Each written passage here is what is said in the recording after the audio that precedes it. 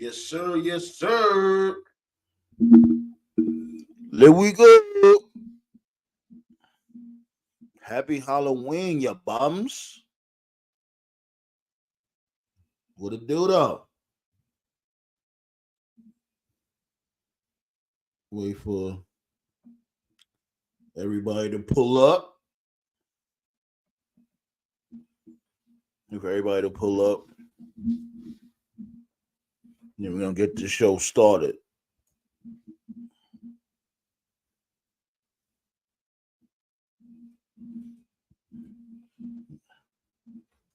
Yeah, buddy. Still setting up. You know how we do. Oh shit. I'm spelling shit wrong over here. Wait, I just spelled it right, didn't I? Oh damn, I'm slipping. I am slipping. I remember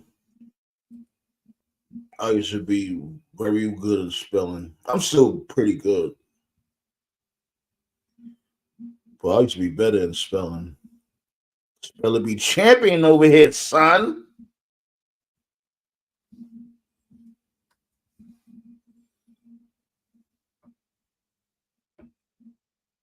Skeet.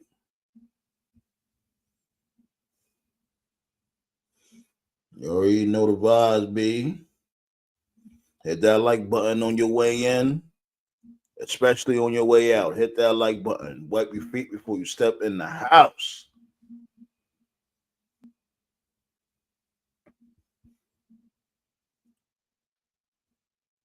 Let me let me go to the still setting things up. While I'm setting things up, you already know the vibes. Pull up. Let's get it. You want to talk about Undertaker today? You know what I'm saying? Makes sense because it's Halloween. You know what I mean? And it only makes sense to talk about Undertaker. You already know, like I call him Bum the Taker and shit. Y'all know how I feel about Undertaker. This dude is basically famous for winning one match a year. But you know what I'm saying? We're gonna show some love to Undertaker tonight.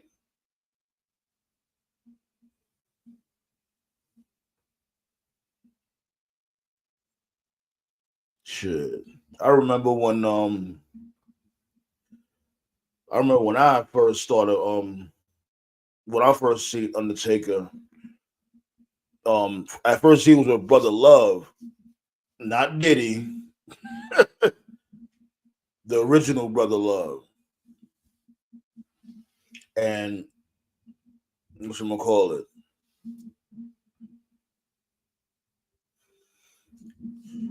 Like at first I was like, everybody was scared and shit. I wasn't really scared. I was a kid at the time too, but I wasn't really scared of him, like whatever. And he's also moving so damn slow. I hated that shit from Jump Street. Right, Dynasty, Kane the Undertaker. What's going on? How you been, my dude? Shit. Who I ain't gonna lie, who I was really scared of at first as a kid was Paul Bearer. Paul Bearer used to have me tripping.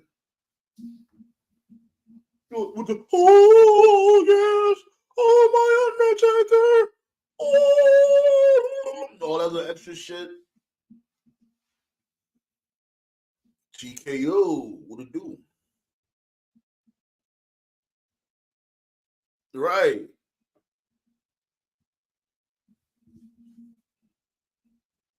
And then that infamous tombstone where this dude Hogan said that Undertaker paralyzed him. I'll never forget that story this dude had told. This dude Undertaker told. I forgot what podcast it was. I think he was talking to Rosenberg, and he was basically talking about like before the match. this dude Hogan just kept pestering him about his neck. He kept saying, brother, remember my neck, remember my neck, brother. And Undertaker kept telling him like, yo, I got you, I got you. Don't worry about it. I'm gonna make sure you nice and snug. I'm not gonna, spike you on top of your head. So the match comes, match is whack as hell. I hated the fucking match between him and Hogan for the title. Ric Flair comes through, slides a chair in the ring. Undertaker his Undertaker hits the tombstone power dropper. Bam. And we all seen that this dude head didn't touch the mat or the chair, I should say. I mean, the dude said Hogan was backstage. Because remember, he was selling it in the ring, but when he went backstage, when he went in Vince's office, he was like, "Get my wife and kids on the phone, brother. I got a big one brewing here. There's a big one. My wife, I love her, brother." I wonder if he used to call Linda brother too. But anyways, that's one of the things I remember in the early years, or of this dude Undertaker's career. Well, I guess you could say the beginning, not the beginning, but you know what I mean. Black Saw was good. Taker was the coolest character in wrestling, but I have a few predictions this year. Okay. Oh yeah. Well, this dude Yoko.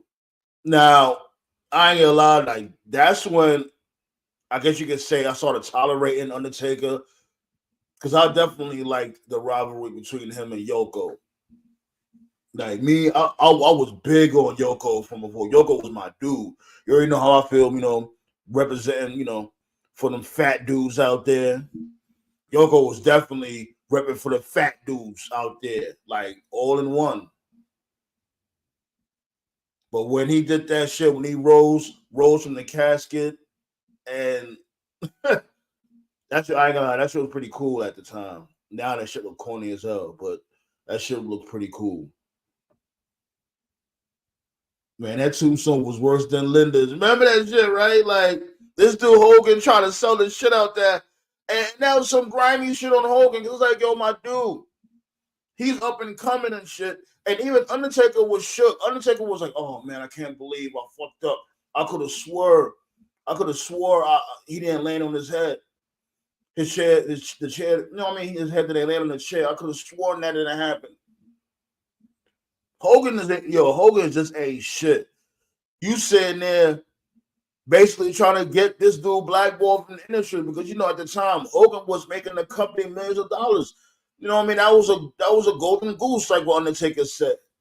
And this dude basically tried to, shit on his whole career. Like, who knows? And Shane McMahon, he was like, yo, I don't think he landed on his head. I don't know. Even Shane said that shit at first. And remember, at the time, there was no incident or nothing like that. Undertaker had to wait like days later to figure out what had happened. And then when he seen the replay, he was like, hold up. His head didn't connect with the damn chair. Like, what the hell is this dude talking about? What type of time Hogan is on? And he approached Hogan. He was like, "Yo, I'm Hogan. Like, what was that all about? Like, I seen the replay, and your head didn't even hit the chair." And Hogan was like, "Oh, it was how you was holding me, brother. When you was holding me, I couldn't move my neck." You know what I mean? You know how Hogan lies so fucking much. Like, shut the fuck up, Hogan. Yeah, that's what I was saying before you had got here when Flair came through and slid the chair underneath. And his head didn't even make contact. Yoko was the most athletic fat man in the history of WWE. Yes, sir. Telling you, I was waiting for him to do a moonsault.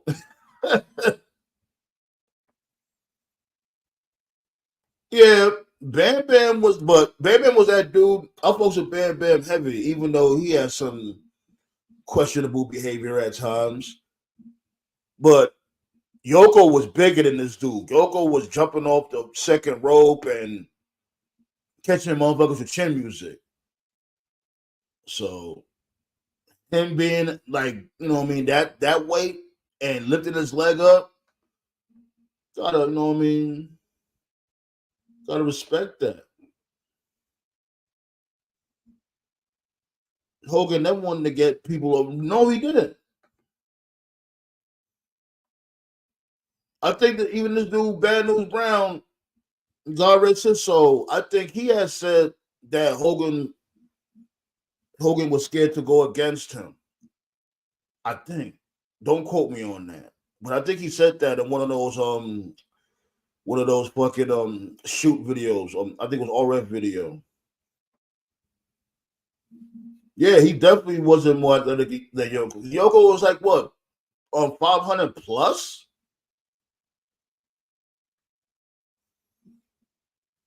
Okay, we're gonna talk about it, Blackstar.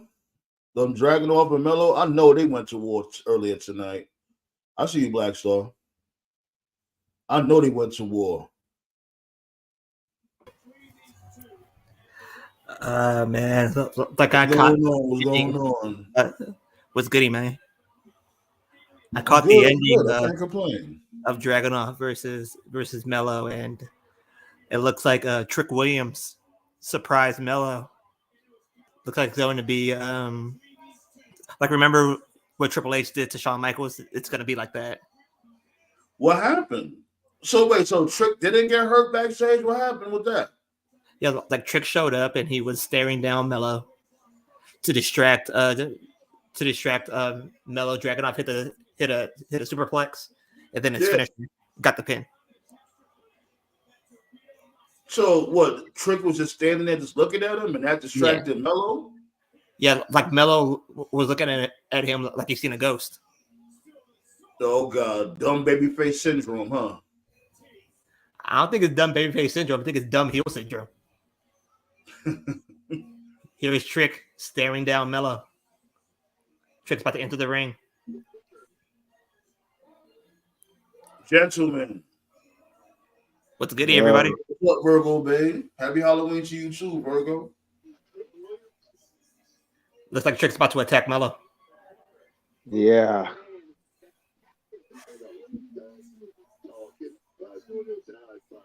Taking a very slow walk. Hold on. You did, Scott? Scott, you there? Wait, what the hell? What happened? Oh, wait a minute. Really? Oh man, wait. Let me turn to this shit real quick. Hold up. No, what are you doing? Oh, damn it. What are you doing? God damn it. We were right there. I should have ended. It should have ended with Trick and Mello. Are you kidding me?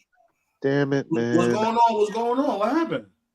Freaking Baron Corbin jumped. Oh God! Are you serious? Jump Dragunov. Yo, go away, Baron Corbin. Nobody likes you. Go the fuck away.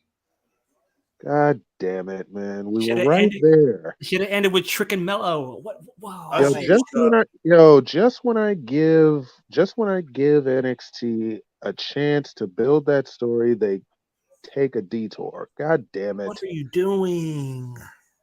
Man. And why is Corbin the next contender for Dragon? Who gives a shit? Come on, man. Don't shit on my boy Corbin. Anyways, I have a bit of a problem.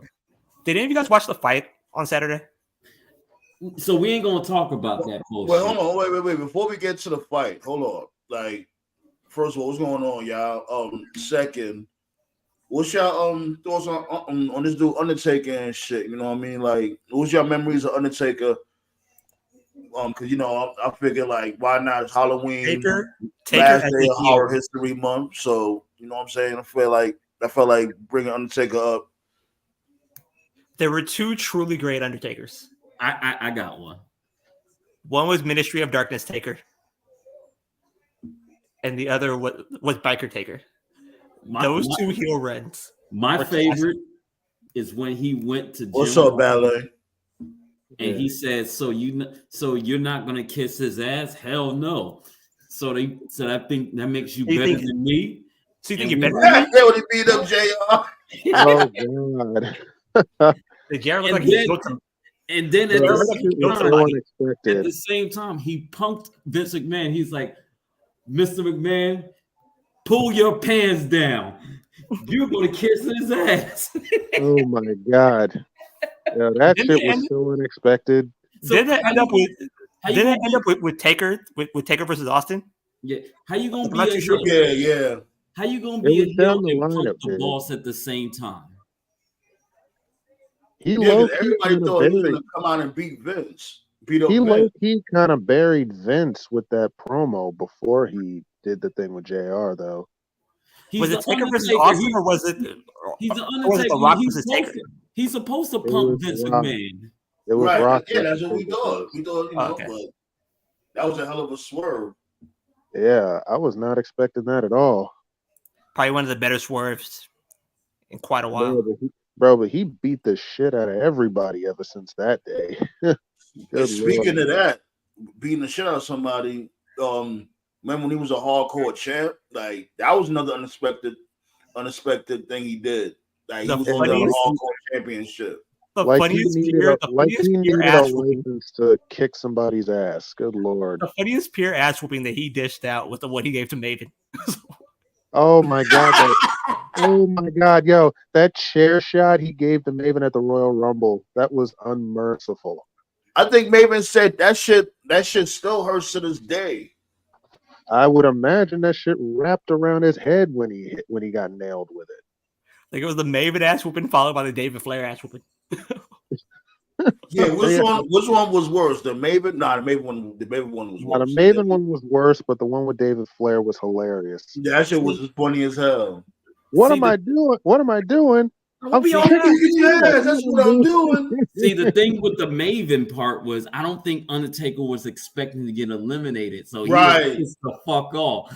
Because I think the guys in the back was like, "Hey, I dare you to eliminate the Undertaker." So, because that chair shot was real. Yo, that chair shot felt personal. Yeah, he cracked the shit out of Maven. Yo, that beating Maven? felt personal. Maven still Yeah, didn't he's get eliminated from that Rumble. He's like, "You fucking rookie, Right. you trying to embarrass me on pay-per-view on Royal Rumble." Here's the funniest part: Maven still hasn't gotten eliminated from that Rumble. Yeah, word. No. Word. Was that the same Royal Rumble when Road Dogg was so drunk that he stayed in the corner and Vince told Billy to throw him out? Oh yeah. Oh yeah, that was. And how the That hell happened. Road Dogg ain't get fired for that? He probably did get fired. Because he was with the clique. He probably did. did get fired for that. He Yeah, did. no, matter of fact, I think he he had did. failed the wellness policy. Yeah, he did get fired for that because I remember that was the year. A few months later, he joined TNA after that. Who Yeah, remembers? you know what? You're right. So Dynasty said, hold on, let me read what Dynasty said real quick. The best part about that whole thing was him punching Scotty too hotty during his entrance. I remember that Yeah, too. he did. He nailed Scotty before he finished beating up Maven. That was funny. Sky Too Hotty never got eliminated either. Yeah, I bet Vince McMahon made it up to Undertaker after that because Undertaker was pissed. Well, Taker got a title reign that year after that, so that was He probably tortured. his He apology. tortured That Sky Too was- Hotty and Maven.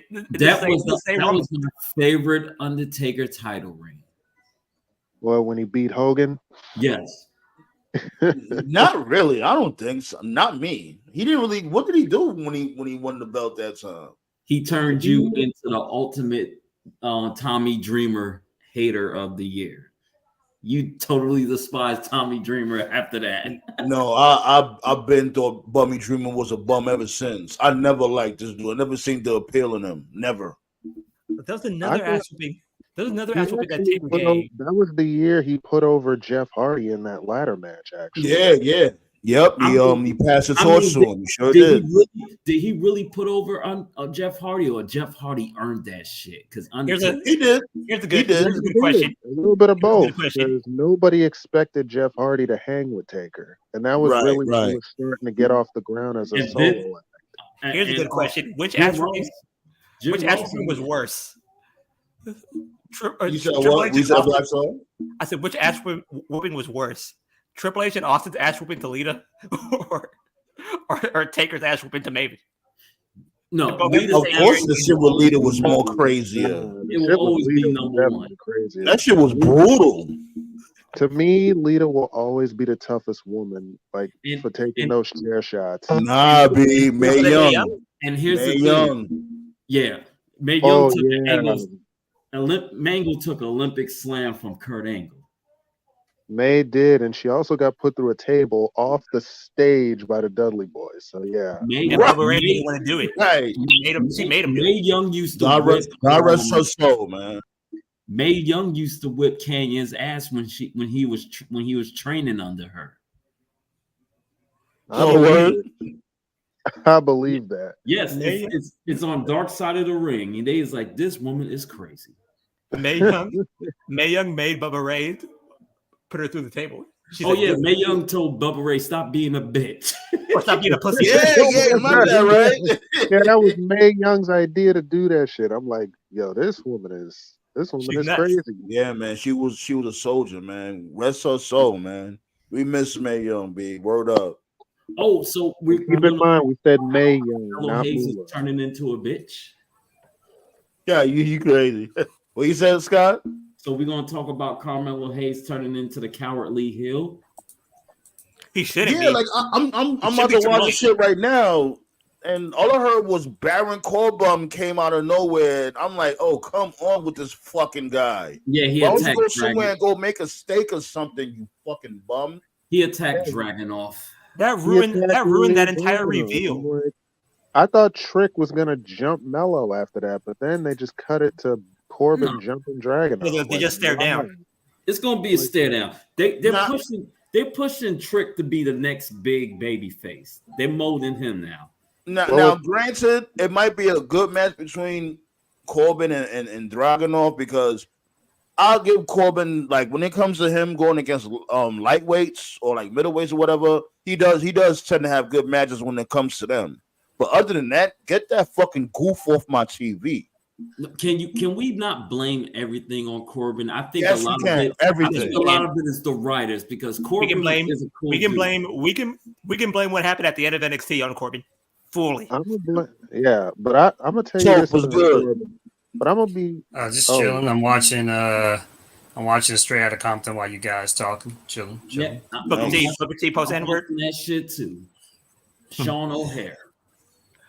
Booker T post N-word, Toph? No, I got Stevie this week. Oh, okay. That's Stevie Ray with Mean Gene Okerlund. I see it. Texas whipping that ass. You can see it's a squash match tonight. It's a squash. You can see Scary Sherry. She's about to laugh her ass off right now. Okay, don't you dare call her Scary Sherry. It's the most beautiful woman in the night. That was her nickname. Yeah, definitely. Sensational Sherry was bad as fuck. It wasn't even Booker T saying the N-word. It was after he said it and he grabbed his face. He's like, oh man, I fucked up. I'm about to lose my job. They looked so awkward after that. The funny thing is, you would swear one of them is smashing Sherry the way she was smiling out the whole video. Oh boy, here we go. This dude here with the slander. Sherry was about to laugh so hard. No, I'm not saying that's a slander. I'm just saying you might as well. If I have a fine ass valet like that, I might as well. I'm on the road 300 days out the year. You damn right. You got to be a professional. Booker T still lucked out that year because he ended up marrying a Nitro girl. So yeah, he ended up marrying Paisley. No, actually, that was about 5-6 years before he even met the Nitro girls. Or was that Shawn Michaels that married? Yeah, Shawn Michaels married. Yeah, Shawn Michaels married. Yeah, they both married Nitro girls. Because remember, Paisley was a Nitro girl too. When did Nitro Girls start? 98 or 99? 99. 99. It was, Nah, it was like, 97. no, it was I before think. that. It was 97. No, wait, 97. Yeah, 97? 97. Yeah. Yeah, So because this- when they moved Nitro to 3 hours, they would always transition from Like, wasn't that before hour it one went to 3 hour hours? 2 with the It was at Nitro 2. girls. So Nah, this photo right here is literally like 5 years before Booker met his wife. Yep. No, probably I'd not say that about long maybe ago. maybe like 2 years, maybe. Yeah, 2 years. Yeah, 2 years. Yeah. at least, yeah. I You know, remember. I remember the how crazy Booker thing T. is, the Like, I crazy remember how part is Booker T said it. since I'm watching Straight Outta Compton, the thing is, Charmel actually said that when she first met Booker, she was just like whatever. She just thought Booker was another wrestler. But what caught her attention was, I guess they were somewhere. I don't know where the fuck they were, but they were arriving for a live event or something, or a house show, I guess. And I guess she was waiting for her ride or something. And then Booker arrived like in his new car. And guess what he was listening to? NWA. Yep. that's Wow. what he was listening to. And she was like, what you know Wow. about that? And so they just had like a cool back and forth conversation about I'm who their surprised he favorite- wasn't listening to UGK Ghetto Boys. from Houston. Yeah. Oh, they're gonna say the Ghetto Yeah. Boy. Yeah, but You not probably to do change the listen to subject, that. man. You Sandman, never know. we've cooked on this before too, and it doesn't get talked about enough. Honestly, there needs to be like a fucking documentary. It cannot be understated enough, man, how much professional wrestling fucking basically fucking Mirrors hip-hop. borrowed black culture to basically get the business booming. The NWO, Yeah, they mirror DX. hip hop. Yeah. Especially Yeah. the Wolfpack. All of it was fucking just black culture, just dialed up. Yeah, with wrestling. because So the red and black. Conan? Remember around that time, the Bloods was popping in the East Coast. Yeah. So that's basically what it was. There was there was Bloods. So They the throwing up. You know what I'm saying? They throwing up gang signs and stuff like that. so Like, wasn't That that was mostly what- Conan? That was That Conan's was what idea, pissed wasn't me it? off the most. That was what pissed me off the most about like everyone when they did the finger poke of doom. Yeah, that shit was stupid. What pissed me off the most was of all the members in NWO, they kicked out the person who was actually about that shit in real life, Conan. Conan. And then Yeah. you had like Yeah. fucking Luger, Bagwell. Like, Yeah, these Luger looked dudes- goofy as hell. well, Yeah. the problem was he had Like, wasn't the some Wolfpack Conan? Wasn't Conan the had Wolfpack Conan's idea? backstage. Conan had backstage heat with Kevin Nash. He talked. I think it was his idea. Black Saw. I think it was. But this is what happens when you give motherfuckers creative control. Pretty much. But to me, that was during the same time when freaking Eddie Guerrero showed up with that cup of coffee and pretty much blew up the business on Eric Bischoff. Sure. That is true because I remember Guerrero, Malenko, Saturn, and Benoit ended up being on The Radicals. as the Radicals. Like, And a the week lead just got later. expanded. Rangers are now up 11-1. God damn. That's like being up 30-7 in football. Now that's an Undertaker Maven ass whooping right there. Jesus. That's I like remember- they playing baseball simulator. You remember that game? Oh, yeah. Baseball simulator? That computer game. Oh my god! What you know about baseball simulator? The lightning pitch and it breaks. Hell the yeah. bat. I used to be real big in sports back in the 90s and shit. I was look. The So one baseball game- simulator, Super Baseball Simulator, and The one game I still play basketball, to all that this shit. day is football. Is a football simulator, soccer simulator. No. You want to know something? If you got the Nintendo controller and a Nintendo that work, play those games now, and you realize how fucking hard it is. You'd be like, bro, I can't Right. find this shit. Word, What? nah, you're There's not only 2 wrong. buttons. Right. Like, why is this so Fucking difficult? All I got is 2 buttons. The greatest video game of all time was Tecmo Bowl. Yeah, I couldn't believe how fucking hard the Nintendo games are. You All play you gotta do is Nintendo. pick the bears. You good. You pick Well, Ninja back in Gaiden. the You day, play they was Ninja triple Gaiden. You H. might want to throw the fucking controller. I was playing Oh, this guy another day. Ninja Gaiden whoop your ass. All Facts. 3 of them shits is fucking ridiculously hard for no fucking reason. Especially pause. the Xbox. The Xbox version is brutal. Good fucking lord. I'm telling you, the Japanese community did a hell of a job. Like, bro, if we knew what we knew today, oh, I really wish that I was about 55 or 60 years old right now because I would be a millionaire. Who played the Super Mario game, the Lost Levels? I don't know, Yeah. but I game did. was- I would have Those are bought. pretty hard. I would've- did that shit. I did that shit is ridiculous, man. Even You if I know, was fun fact, check it out. Fun fact, right? That was actually supposed to be Mario 2. Yeah, that's what it's supposed to be. Yeah.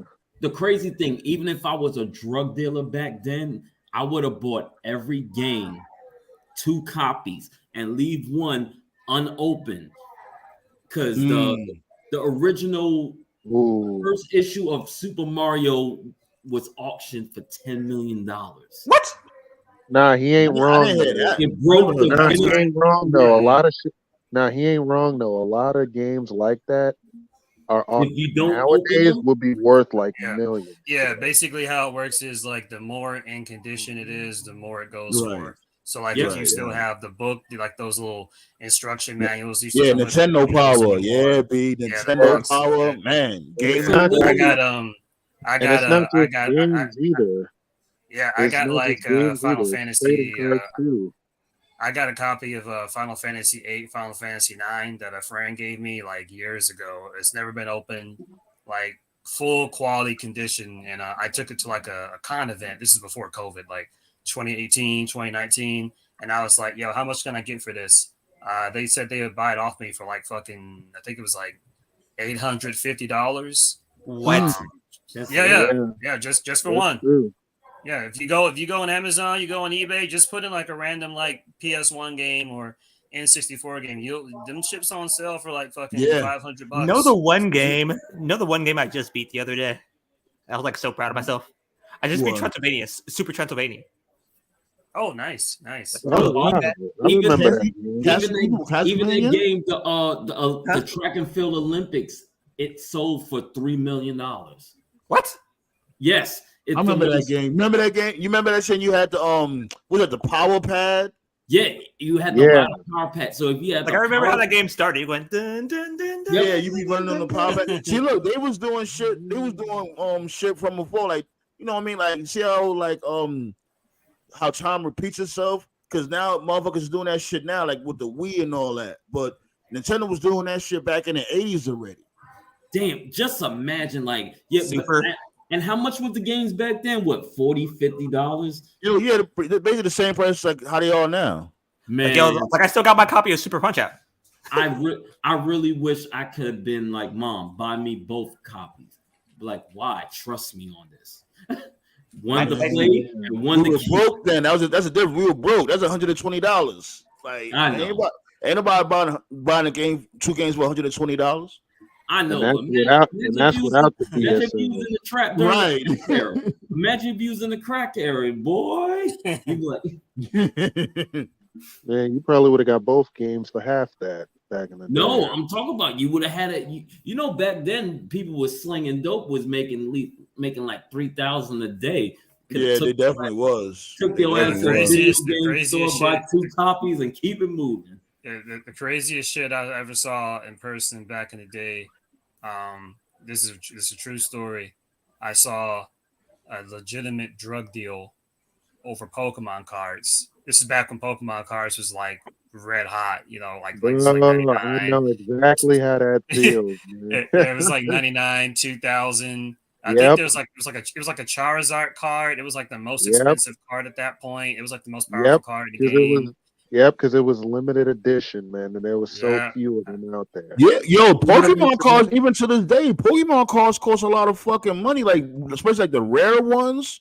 Yeah, Logan Paul got a $1 million Pokemon card around. I heard about that. I I That's heard right. about Yeah, that. he does. So, like, He how does. much does a unopened copy of Punch Out cost? Unopened copy, you'll get Yeah. about maybe $2,000. Are you serious? Like bid, go, Yeah. you could bid. Like what is that? What is that? Is it eBay? I think it is. What's Yeah, the eBay. It's Upload eBay, it right? upload it Yeah. to eBay and you have people bid on it and make you Yeah, offer. have people bid on that shit. You say you set a price and then you go from there. You gotta, Just tell them is it in good condition though? but No, to it's unopened. Like I haven't even touched it. well, here's Well, the thing. You don't go to eBay. You gotta go to one of those auctions that's like certified that do the real big ones, and you present it to them, and then they're the ones that will auction it off. Like I have 2 copies of that game. I have one unopened and one that I play. As a matter of fact, I gotta look it up. That's good. Alright. But yeah, if you really want to make some bread, do what I did. I got Pokemon. Forget about it. You could get at least close to 6 figures for that shit. Really? I kid you not, man. Pokemon cards Pokemon anything to this day in good condition, you sitting on a gold mine. But anyway, Yeah. who watched? Hold on, wait. I just want to read what Ballet has said. And shouts go out to Ballet for always being in the chat in the on the uploads. She said Beanie Babies were worth money too. Yeah, I heard about that. I never liked Beanie Babies. I never really got into that shit. I guess because I got older. I was older around that time. But I didn't know that though. I didn't know that. My friend has a Kirby. And it's worth like I think like $6,000. Oh, Kirby was Everybody loves Kirby. That made a lot. That's worth a lot of money. Kirby. Yeah, Kirby is lit too. Chicks love Kirby. Another one That's that could true. be worth. Another thing that's worth money too, Sonic. Yep. Oh Yeah, I hell heard yeah! that too. Sonic low key has always been black. Like literally. You think Sonic is black? I know Knuckles is definitely black, so Uh, Well, except for Sonic 06. Sonic 06 was a freaking disaster. That was a freaking You abortion. remember that rumor? You ever heard that rumor back then? They were trying to say Tails was gay. oh yeah. Man, I Tails was that kid from the hood. He wasn't gay. Yeah, that was a rumor back then that Tails was gay. Tails is that kid that wants to. Is like that He's a little kid brother that wants to. Man, Yeah. every single Sonic He's a character. He's a little bro. He's a little bro. Every single Sonic character is black except Dr. Eggman, Dr. Robotnik, whatever the fuck you want to call You him. trying to say Eggman is racist? No, I Yeah. think I'm gonna Eggman- get that nigga Sonic. I think Eggman was that white boy that was down for the hood, but someone where pissed Sonic him off. lost me, was like every Sonic character is black, and then they introduced Shadow, and I was like, man, y'all just made it obvious. Shadow's from Nigeria. Nah, Shadow's the Nigerian one for sure. Like Right. He's 1158. Hey, check Shadow- this out. Shadow- But hey, look, Shadow's the one that got the blick. He's the one with the blicky. So Hey, definitely black. Shadow was Omos. Like yo, Shadow's Fuck out of here. Shadow's Yo, actually where is Oh, Almas anyway? When's the last time he's been on TV? Where the fuck Deep in is He's Tater. not gonna be on Yeah. TV. Triple look H here. ain't chatting him. Triple H ain't fucking with him. He like, man, you suck. Omos, fuck outta here. Goofy ass up out of here. As a Omos matter of was fact, a- what Omos is doing now, y'all know who Queen's Flip is, right? yeah. Mhm. Omos Like he was doing his basically time be doing skits. He do skits with Queen's Flip. He actually just did a skit with the dude that did the voice for Uncle Ruckus. So Man, Yeah. You see that shit? That shit was funny. that as hell. video was hilarious. the white boy, the white guy with the permanent nigger card free. Damn, what's his name again? I don't know, but I didn't know that it was a white guy playing Uncle Ruckus. That makes a shit. It wasn't a white white dude. black It's a guy. It's black not a dude. white Black guy who playing plays Uncle Uncle Ruckus. Ruckus. It's a dude from Soul Plane. Man, what the fuck is that dude name? That guy. He's in Malcolm in the Middle. Yeah, he was. He was this dude father in Malcolm in the Middle. What, damn, I'm mad I forgot his fucking name. But yeah, that shit was funny as hell. Luke. They said, I don't like you tall niggas. I'm your Like father. him and Green Lantern. That skit was funny. Yo, real talk. Hold on, Scott. My bad, my dude. Speaking of Omas, you got any Undertaker memories, Toph? You know what I mean, sister? That's the main topic. Yeah, my favorite Taker memory is that one time he kidnapped Teddy Long, and he was like, "Buckle up, Teddy," and then Teddy like shitted on himself. That was less. No, he didn't say it. He didn't say it like that. He was like, buckle up, Teddy. Yo, he used to terrorize Teddy Long on SmackDown, yo. Yeah. That's the only Or time. that one time he tried to. That one time he tried to like sacrifice Stephanie and like take her virginity, whatever the fuck he was trying to do. God. Oh yeah. Yo, here's the thing. Undertaker always had a thing for Stephanie. That was kind of funny. He's like, yeah. Where That's to, the same Stephanie? Like, wasn't that Yeah, the you same know why? night? Because he was mad at Vince. Because didn't Vince cost him the championship, something like that? So Like, like didn't ever like a- since didn't then, didn't he's like a like, week now I'm gonna later- take over That sounds like the thing WWF. to do. Like, didn't like a week later Angle debuted? Oh Like, yeah, a week that's later? when the Undertaker burned the teddy bear and dropped it to Vince McMahon. Yeah, It was like a man. week, or was it like a year later Angle debuted? I think it was a year later he A did. year that. later, So it was Yeah, a year. but it was Nah, but 1990. It was 1999, and Okay. but Ministry Taker, forget about it. That shit was That was Perk Taker. absolutely. how It you gonna- definitely was. how you gonna burn the teddy bear and drop it to Vince McMahon, and Vince McMahon is down on his knees? Like, It's me, Austin, son of a bitch. It's me. Nah, that to me. Nah, and then that the to whole me time, is Take where me some. Take me some. Now Son of a that to bitch. me, Take me some, son of a now bitch. that Be that son of a bitch. now that part to me is where that story went left. Like, god damn. Yeah, like when they did the whole like the corporate ministry shit, that's when it was like, all right, now this shit is fucking goofy now. Well, But the Yeah. real That shit, it should that have been. shit went left. I've always said, they say that the winner of the war is the one who writes the history, and they always say how NWO like fizzled out, which is true. But the thing about it is, no one ever talks about how all the factions in WWF also fizzled out. There was Yeah, no proper, every faction fizzles out. You know That's who, just you know right. who should have been? You know who There should have was been? no proper conclusion to DX. There was no proper conclusion to the Nation. There was no proper conclusion to the corporate ministry. They fucking became a super faction just a few. Well, remember the Union? Union. Oh, yeah. oh god, the union. talk That about was the awful. union. Drop yours. Nah, but listen, But I would say this though, how Trope, you there have- was.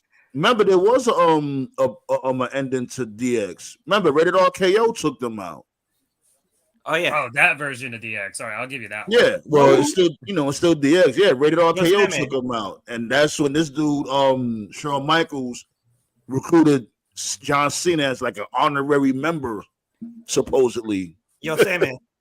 Yeah, Know who would have been the higher power? Christopher Daniels. it was No. supposed to be Daniels. No, It was like it was supposed supposed to to be. be. It was supposed to be Jake the Snake. Oh yeah, I heard Oh, about yeah. that too. I heard about that also. That would have been golden. Well, That would have been been great. That would have been way Put the fucking better. bottle Like, down. That was his problem. he had the alcohol issue. Yeah. Yeah, he had the alcohol problem. He had the weed problem. He had he the was- coke yeah, problem. He hey, had the crack hey, problem. just- he had point, the Jake- pill hey, problem. just Jake was letting remember- he was letting random girls in the audience touch his titty and shit. So Right? Hey, oh hey, my just, god. hey, just remember, Jake the Snake. Jake I the never Snake. get that shit. Check this out. Jake the Snake told them, "You ain't never gonna bust a nut while they in the ring."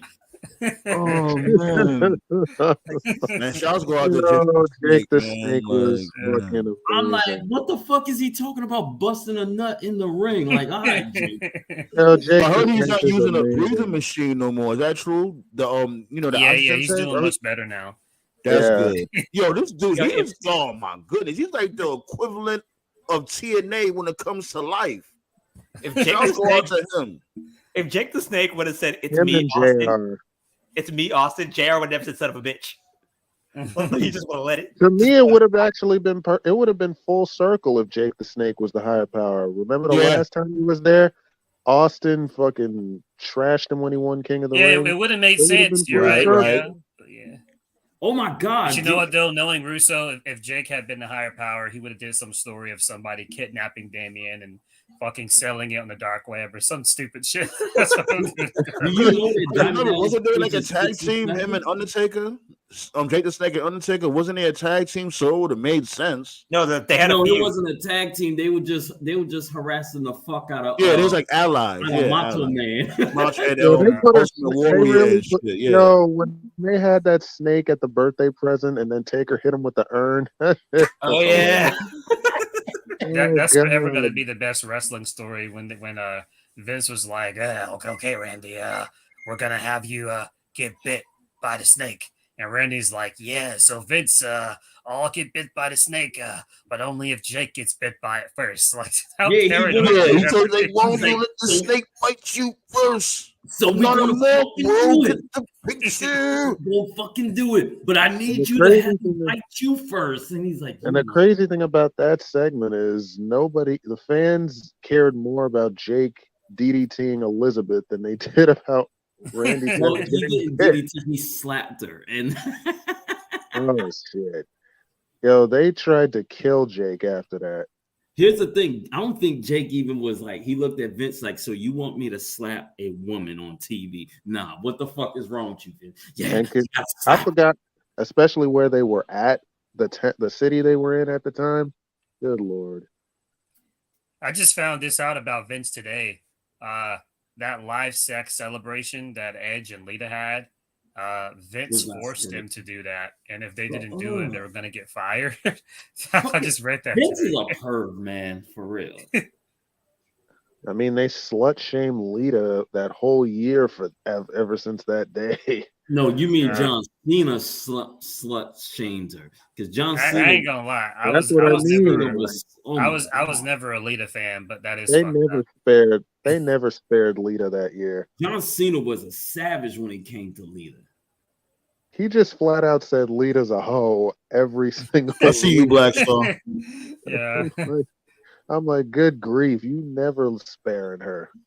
But then Edge slapping John Cena's father. That was a great one. Oh, that was, Man, that ain't shit. Remember Randy Orton? Didn't Randy Orton kick him in the head? Wait, he punted him yeah. too. He kicked him in kicked the his head dude's twice. father. Now he kicked him in the head twice. Oh, it's Good going lord. slice. Yeah, you're right. He got him kicked with the him most twice. vicious punt kick. That was the most vicious punt kick I ever seen. when he punked Vince, I said, "Oh, this motherfucker snapped." And Thanks for why the is- likes, y'all. Thanks for the likes. Vince- We had 10 likes on a Halloween. That's Vince- what's up. You guys are Vince awesome. in his 60s taking a punt from Randy Orton. It's like, God damn.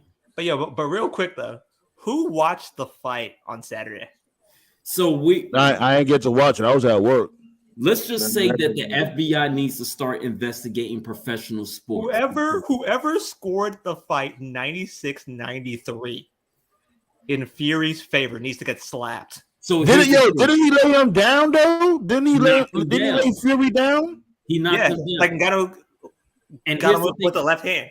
A lot of people would have lost a lot of money. Like, I'm talking about people would have went bankrupt if that dude won that fight. So I think I scored it 95-94 in Ghana. so. All right. So they went the distance then. Yeah. What Went all like- 10 rounds. But you already know how they give it up when it comes to boxing. If they go the distance, the champion is always going to be in favor. But I don't even I think know, it's but about Ngannou beat I don't him, think though. it's about the champion anymore. I really think that with all this gambling going on, they really are pulling some shady shit, and the FBI needs to do an A investigation. second fight is going to be worth millions. I don't think they will give a second fight. Honestly, They have to. They don't have a choice. Was the fight really that good? Yeah, it was. Like I thought that Fury was just going to eliminate him. I thought that Fury was going to do to Ngannou like he did Wilder. The Let's problem How you pronounce his name again? Ngannou. Ngannou? Ngannou. With Ngannou? that being Yeah. said, let's just say that Mike Tyson knows how to train fighters. Tyson trained him? Yeah, Tyson trained Francis, yeah. Nice. But the way that Francis started looking at the beginning of the third round, that's when I knew Fury fucked up. I was like, he fucked up. Fury Like, he didn't take the fight serious. Look at his body; he was so out of shape. Because immediately he started bouncing. I was like, what the fuck? And it's like all of a sudden he just hit him with the left hand and and kind of stared him down. I was But Fury always been out. Fury's a big guy. He always been a big guy. No, he looks more crazy now. He was in better shape when he fought Wilder. Ngannou's just what? Damn! What the fuck? He look like Homer Simpson now. What the fuck is going on? Ngannou just as big. Ngannou's 271. He's a big fuck. But he didn't train for that fight because he's like, look, this guy's a UFC. We're just here to make money. Like the difference is that Ngannou is 271 pure muscle.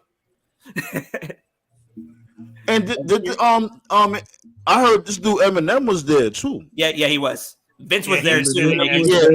Vince, Tyson, and Vince. Yeah. Vince was there making the stupidest comment I ever heard in my goddamn life. So basically, everything he says, right? Vince still looks like a fucking Zorro villain. Zorro. Yo, yeah. What the fuck is the deal with that stupid mustache? Like, my dude, if you don't rip that shit off your lip and stop looking like an idiot. Like, he straight up said Saudi is WWE. I was like, oh, good Lord, no. He said Saudi is WWE. He's done more coke than TK, man. That's all I gotta say. Nah, that's.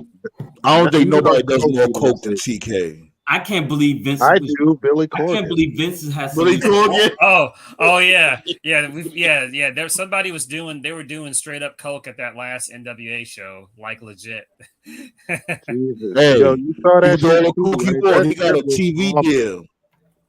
Arizona just cut the lead to. I don't know how they got a TV deal after that last show. That was awful. Hey, I don't know either, man. What he's doing? You know what he's doing. A quick update: Arizona just cut the lead to 11-5 in the bottom of the 8th. How do you gonna let them come back from a deficit? That wasn't it like fucking 10-1 a couple of hours ago? Yeah, 11-1. 11-1. 11-1. Oh. Guerrero just hit a 3-run home run to make it 11-5. I think I've seen it done before. I think the Indians did some shit like that. Came back to the Mariners. Yeah. I know I wasn't tripping. Yeah, I've seen it. I've seen it done before. Like I remember watching it on Sunday Night Baseball. And then Scott, man, your Giants -9 passing yards. Really?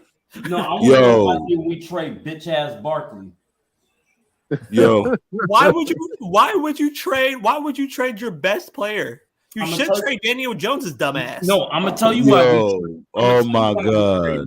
No, they got rid of Saquon Barkley. No, they should have. So okay, talk about it. So it was 3rd and 5. Barkley runs between the left guard and the center. He has open daylight, and soon as he's about to hit the hole with full strides, he sees the defender and he dives on the ground. You mean to tell me you bitch and say you want all this money, but you're afraid to take contact, and all you had to do was gain a couple of yards to put the game over? No, he takes a dive, and then we kick the ball and we miss, and next thing you know, we're in overtime. We end up losing the game. So Scott, let me get this straight. Let me just get this completely straight here. You want to keep Daniel Jones, who's a human fuck up machine. I don't want no goddamn trade. Hold on. Barkley's a bitch, and you want to trade your best player, even though you're nowhere near the number 1 pick. So you're not getting Caleb, and on top of that, you're not getting Blake Corum, the Michigan running back. So why would you trade your best player when a bum is playing quarterback? Fix quarterback position first before you even think about running back. Well, he did say F. Daniel Jones, so I guess he want him out of there too. Okay, then. That was his name, F. Daniel Jones. Okay, then. Like I let you slide. I know my team was upset. Your team was a playoff. I'm just mad at my Chiefs because the Broncos ain't beat these dudes. The Chiefs beat themselves. They was acting silly. I don't know what type of time they was on. Motherfuckers is like, oh, you said what? Sandman, to be serious for a second though, the Chiefs always lay an egg 1 game a year. Yeah, it happens. then- They broke this. The 6-game winning streak got broke, but it's like y'all motherfuckers. It's like y'all came to the game drunk. Oh, Yeah, y'all didn't even feel like playing. It's like y'all motherfuckers is like, man, whatever. We just chilling. We about to go to the bar after this shit any fucking way. Like we know good and damn well Travis Kelce was on one because he was at the World Series the day before. I'm telling you, it's like they was drunk. He was getting that good from Taylor Swift. Yeah, Taylor Swift giving them that sloppy top. Shit, he had to move. I heard he had moved from over here since he with Taylor Swift now. He Hollywood now, so he moved out of Kansas City. So he's in California. I guess so. Huh? Makes sense. And then James Harden is now a Clipper, which begs the question: is everybody going to wait till James Harden chokes in a Game 7 before the Clippers realize the mistake they just made? Oh Lord. Like James Harden can never win the big one. Pause. That's the sad part about him, and yet he's overhyped as fuck. He can never. Bro, he's like the modern day Reggie Miller. He can never play well in a Game 7. At least Reggie plays well in Game 7s. James Harden is like 1 for 11 for have 5 points and 18 turnovers. And that's his Game 7. Speaking of sports, did y'all hear about the news about Dwight Howard? Like this dude had got put on the spot,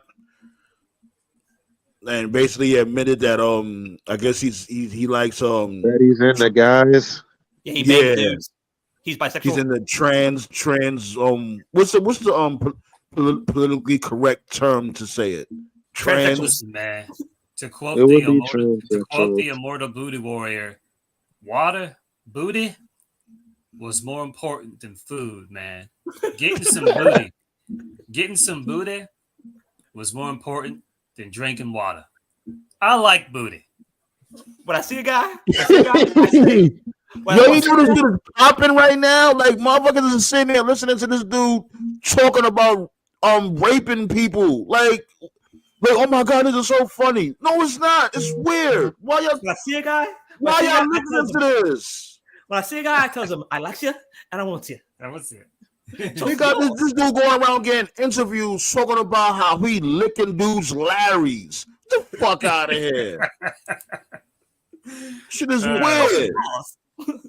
I understand, everybody got their preference, whatever, but these motherfuckers giving this dude a whole platform to talk about that weirdo shit. It was this one interviewer. I don't know the dude's name. He was interviewing this dude, what's his name? Fleece Johnson, right? Yeah. Fleece Johnson. He was interviewing him, and Fleece Johnson was sitting there and telling this dude that he's cute and handsome. Oh, to punch that nigga right in his fucking face right there. What the fuck you mean I'm cute and I'm handsome? Don't play with me. The funniest part about that entire was that Boondock skit.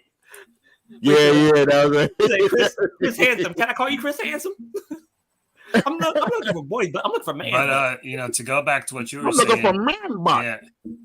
But to go back to what you were saying, and I mentioned this a couple of weeks ago, I don't know what's going on. I really don't. I feel bad about it because, like I said, as a resident of the state of Georgia, I can tell you with 100% certainty. I can't speak for the 80s, because I was born in 87, but I spent a lot of time in Atlanta in the 90s, and I spent a lot of time in Atlanta in the 2000s. I don't know what the fuck happened. Atlanta was not like that in the 90s. It wasn't like that in the 2000s. Somewhere around the 2010s to now, it's developed this Black Mirror. Like I know the Netflix show Black Mirror, how it has like these weird plots. Because I heard about that show. I heard about that show. Yeah, like in California, California is like, it's pretty open. Like there's a lot of like gay folks there and like trans and like you can be open over there and it's like accepted. But somewhere in the 2010s, Atlanta has become, and I hate to just shit on my own people, but it's become like a cesspool of just down low niggas. Yeah, down low dudes. And what's disturbing about it, what's alarming about it is because you just mentioned Dwight Howard. it's alarming because it's black men. It's not white dudes. It's not Latino dudes. It's not Filipino dudes. Here's the difference. Here's the difference to be truthful to you, Toph. There was a lot of black people that you could look up to in the time before 2010. If you think about it, you had MLK. I think he's from Georgia, I believe, right? I think he was born here. I think he was. Okay. Then you had like after he passed, then you had dudes like Dominique Wilkins, like primetime Deion Sanders, like Brian Jordan, like Fred McGriff, just like a bunch of dudes that were real dudes. Soon as the second those people left, Nice name dropping. Okay, with the name dropping. The second those people left, was the second thing started getting fucked up. It just seems to me at some point, there's, and not to be too conspiracy theory or too Illuminati-ish, it seems like at some point the city of Atlanta, the entire city, was infiltrated because I don't live there, but it's just an hour from where I'm at. My cousins live there, and it's a fucking nightmare up here, man. Yeah, my brother. There was a report. My brother used to live in Atlanta. Oh, really? How long was he here? For like 2-3 years. Like I was supposed to move with him, but I was in Utah at the time. So well, you dodged the bullet. I remember like right before COVID, there was like this newspaper article. Well, not a newspaper article. It was a news story where it was like out of 100% of men in Atlanta, at least 35% identify as like gay or like in the closet or have like some double life. 35% may seem low, but that's over a quarter. That's 1/4 of the male population. Like my brother told me this story, and I thought he was fucking with me. But now since you're telling the story, I'm like, okay, there has to be some truth to it. Like, oh yeah. Like when a guy tells you what time is it, it means that he's asking to get busy. Yeah. What? Or like you're looking at your at your watch. You're not supposed to tell him the time. It's a code word for sex, basically. You can tell who the download dudes are down here because Dwight Howard, he fits that, because when he was first making his name, he was doing the whole, wasn't he like sponsored by like Christian charities and shit? Yeah. Wasn't he? Yeah, he was. He was. Yeah, that's how you can tell. It's the church types. Like they wear the suits and the nice clothes, and they have like the 6-pack and the nice hair, the nice car. The day that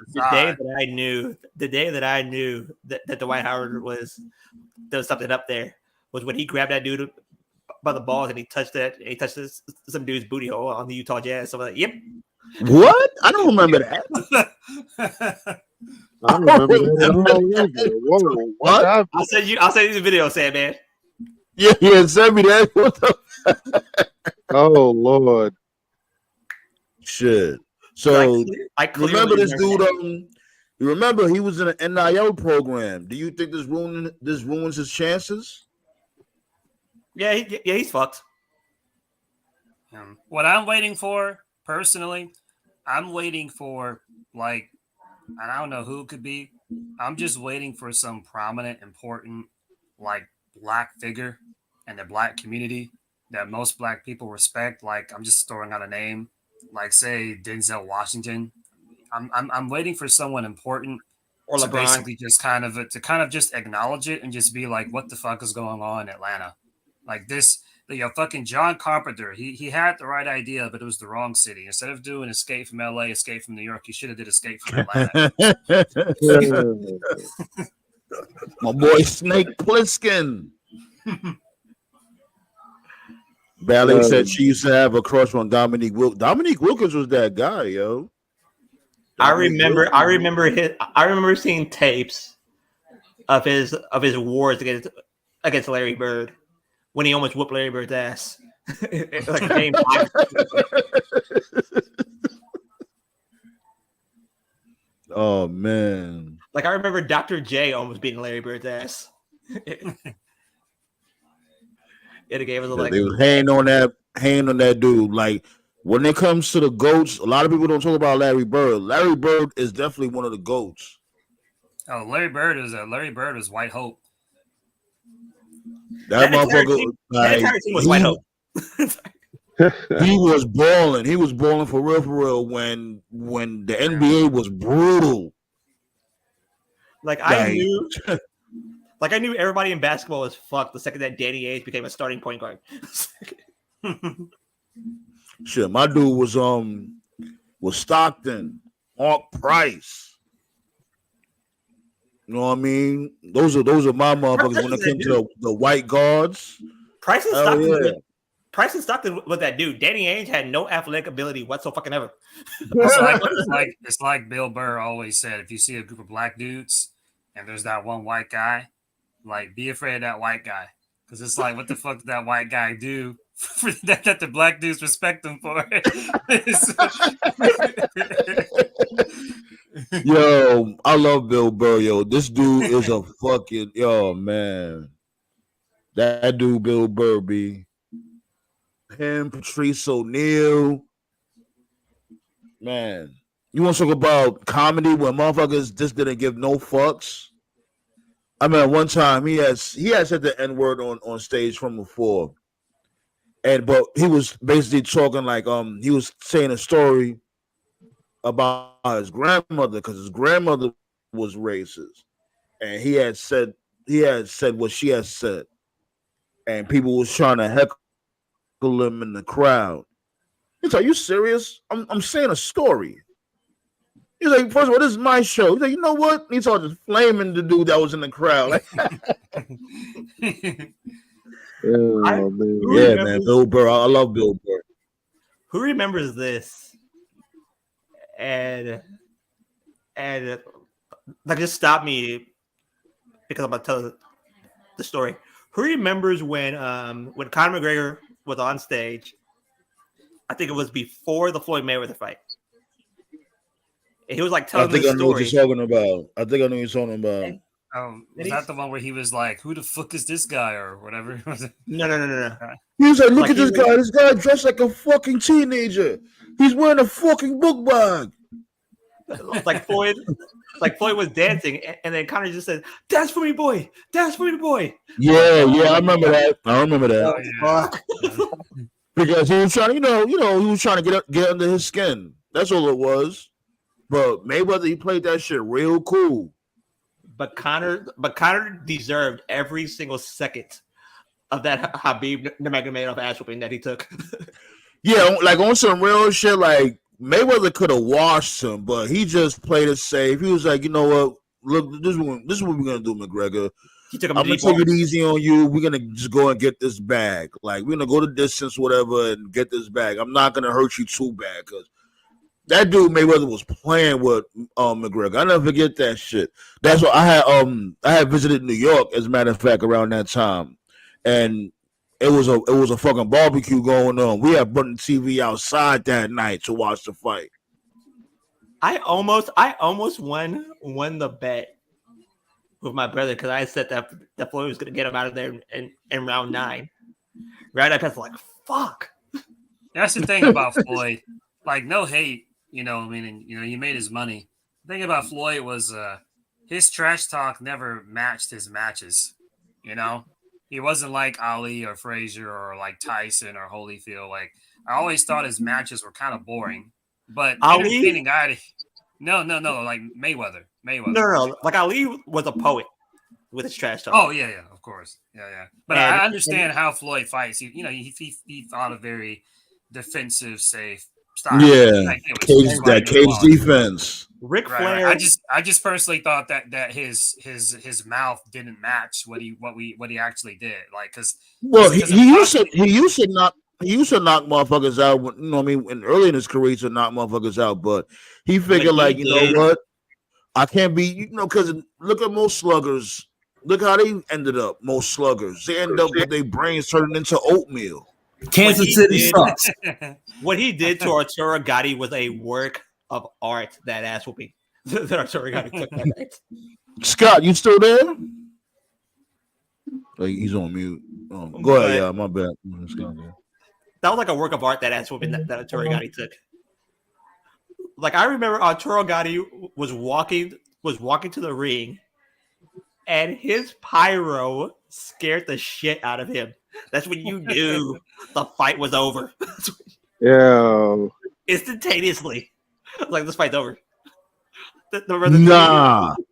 You want to talk about pyro scaring motherfuckers? Let's switch gears real quick.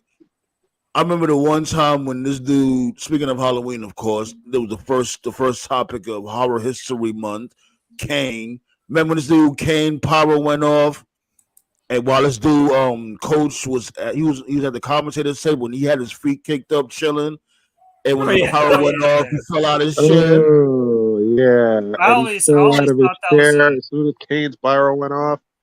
Oh. I always thought that was Have you real. guys ever? My bad, so I just want to ask this one question.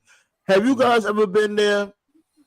When Kane showed up, have you ever been to a WWE event when Kane Yeah. shows up? Yeah, Yes. it's hot. It's hot. Yes. Like, you Yeah. really feel that heat. Yo, that his pyro is really hot You as hell. there's a in the more recent years when they were doing the Thunderdome shit, it had nothing to do with Kane. Mhm. They were doing the Thunder when Randy was feuding with Bray, the Fiend. There was a segment or some shit where they were playing some Fiend video or some shit. Randy was in the ring, and I think it was referee Charles Robinson. And if you look at Randy's hands, he's like kind of doing the come hitter like movement with his finger. He's basically telling the ref to like, yo, get close to me, get close to me. Then the ref moved, and like 2 seconds later, the pyro went off, like, and then in the turnbuckle. So, yeah, that shit's hot. It's actually hot. Yeah, Like the Yeah, and them it really turnbuckles is does. hot as My hell. bad, Chico, go ahead. Nah, but them turnbuckles, that fire pyro is hot as hell, man. I've been in an arena, especially when Kane's pyro went off, like out of nowhere. That shit really scares the hell out of you because it comes out of It nowhere. does. Booker T gets scared of his pyro. Booker T gets scared of pyro too. There's all Yeah. kinds of Mhm. there's all kinds of like really cool like hidden stuff in wrestling that you would never really know unless like you actually go to the arena. Like something I discovered a couple of years ago. It makes sense when they have those outdoor shows. Sometimes the rings have like heaters in them. Like sometimes they're underneath the ring. Sometimes they're like in between the turnbuckles. Like if it's really cold, you know. Sometimes they'll have like heaters underneath the ring. Like so, if you ever see like a wrestler like go, you know, like they pull back the little the sheet, they go into the ring. They got all kinds of stuff down there. They I got, never like, knew that. water. Yeah, Like, yeah. I They remember also got a little mini TV monitor out there for under the ring. That way, when they come out, they know when their cue is. So yeah, Oh, I never knew that. I remember the most fucked up accident ever was when I think it was Alex Wright. Alex Wright ended the British Bulldog's career. Yeah, He did a back body drop and it landed on the on the trap door. yeah, like on the trap door. That was just a freak accident. Like he didn't mean to do that shit. It was just no. Like he didn't mean it, but I guarantee you, British Bulldog's family will probably look at Alex Wright one day and go like, "You piece of shit." Yeah, it's like he wasn't the same after that shit. That shit really fucked him up big time. But let's really be real. The dude was a fucking crackhead before then. So you know who knows? Who That's knows my what's favorite gonna happen wrestling with quote of that? all time. Red, I'm fucked. I'm fucked. Oh man, but Bulldog was my dude, though. The funniest British Bulldog quote was when he was talking about the shock match. He was like, he fell on his ass. He fell on his fucking ass.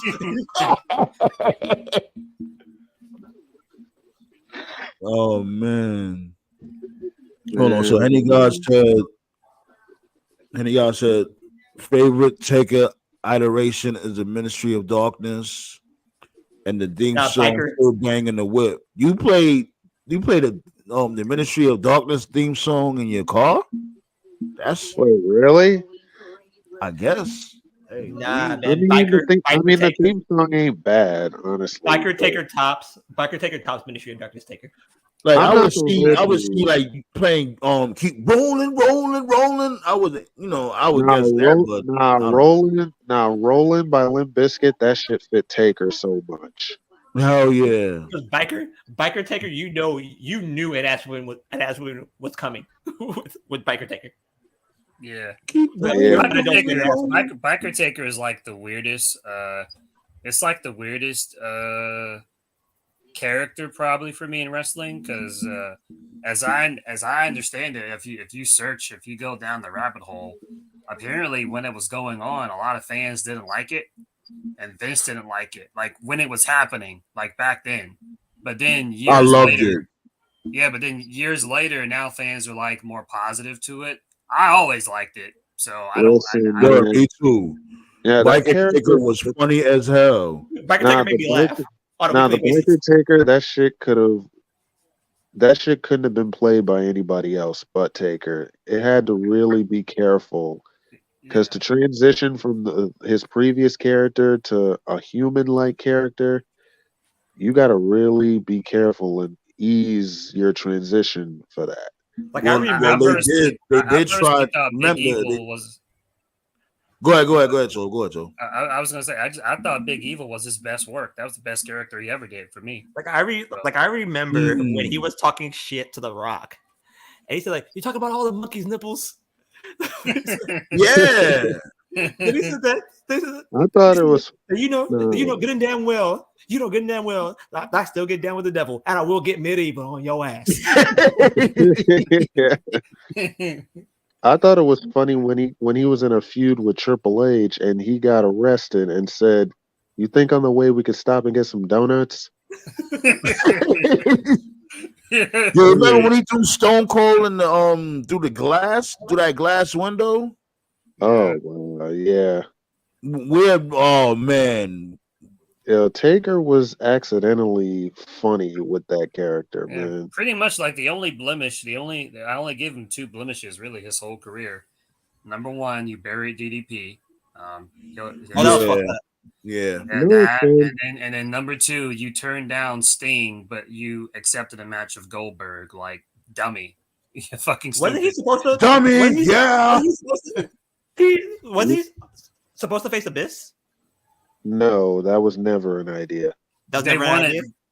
It was wanted- a urban legend idea. Like we wanted that to happen. Either him Oh, or okay. Kane go against Abyss. Yeah. That's He what He we made wanted. Abyss made the Fantasy right move. booking. Okay. Abyss made people can give him shit. He made the right move because if he had gone to WWE, it would have been same old, same old. You know, he would have been like the great Kali Umanga. He would have been a monster. He would have had a good run for like 6 months or something, and they just would have fed him to Cena or Batista or whoever. What I'm hearing is that he's great backstage.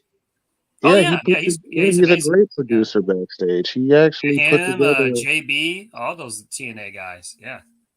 Yeah, they were really good. Mhm. Dude, Jeremy- you said Jeremy Borash? Yeah, Jeremy Yeah, Borash. Jeremy Triple H's- Borash. Yeah. Mhm. Jeremy Borash is a Triple H's Pat Patterson. Man, one of the most loyal Really? guys to TNA Yeah, is that's why I'm WWE. so frustrated. That's why I'm so conflicted on this whole fucking thing with Impact going back to TNA because I'm like, that's kind of cool, but that's kind of dangerous because to say TNA is back, you're setting an interpretation of the past, and it's like, but All you your can't go back. all your originals are gone, dude. Yeah, Right, and right. you don't have the six sides. Like if you don't bring back the six sides, and I get it. They said it wasn't safe.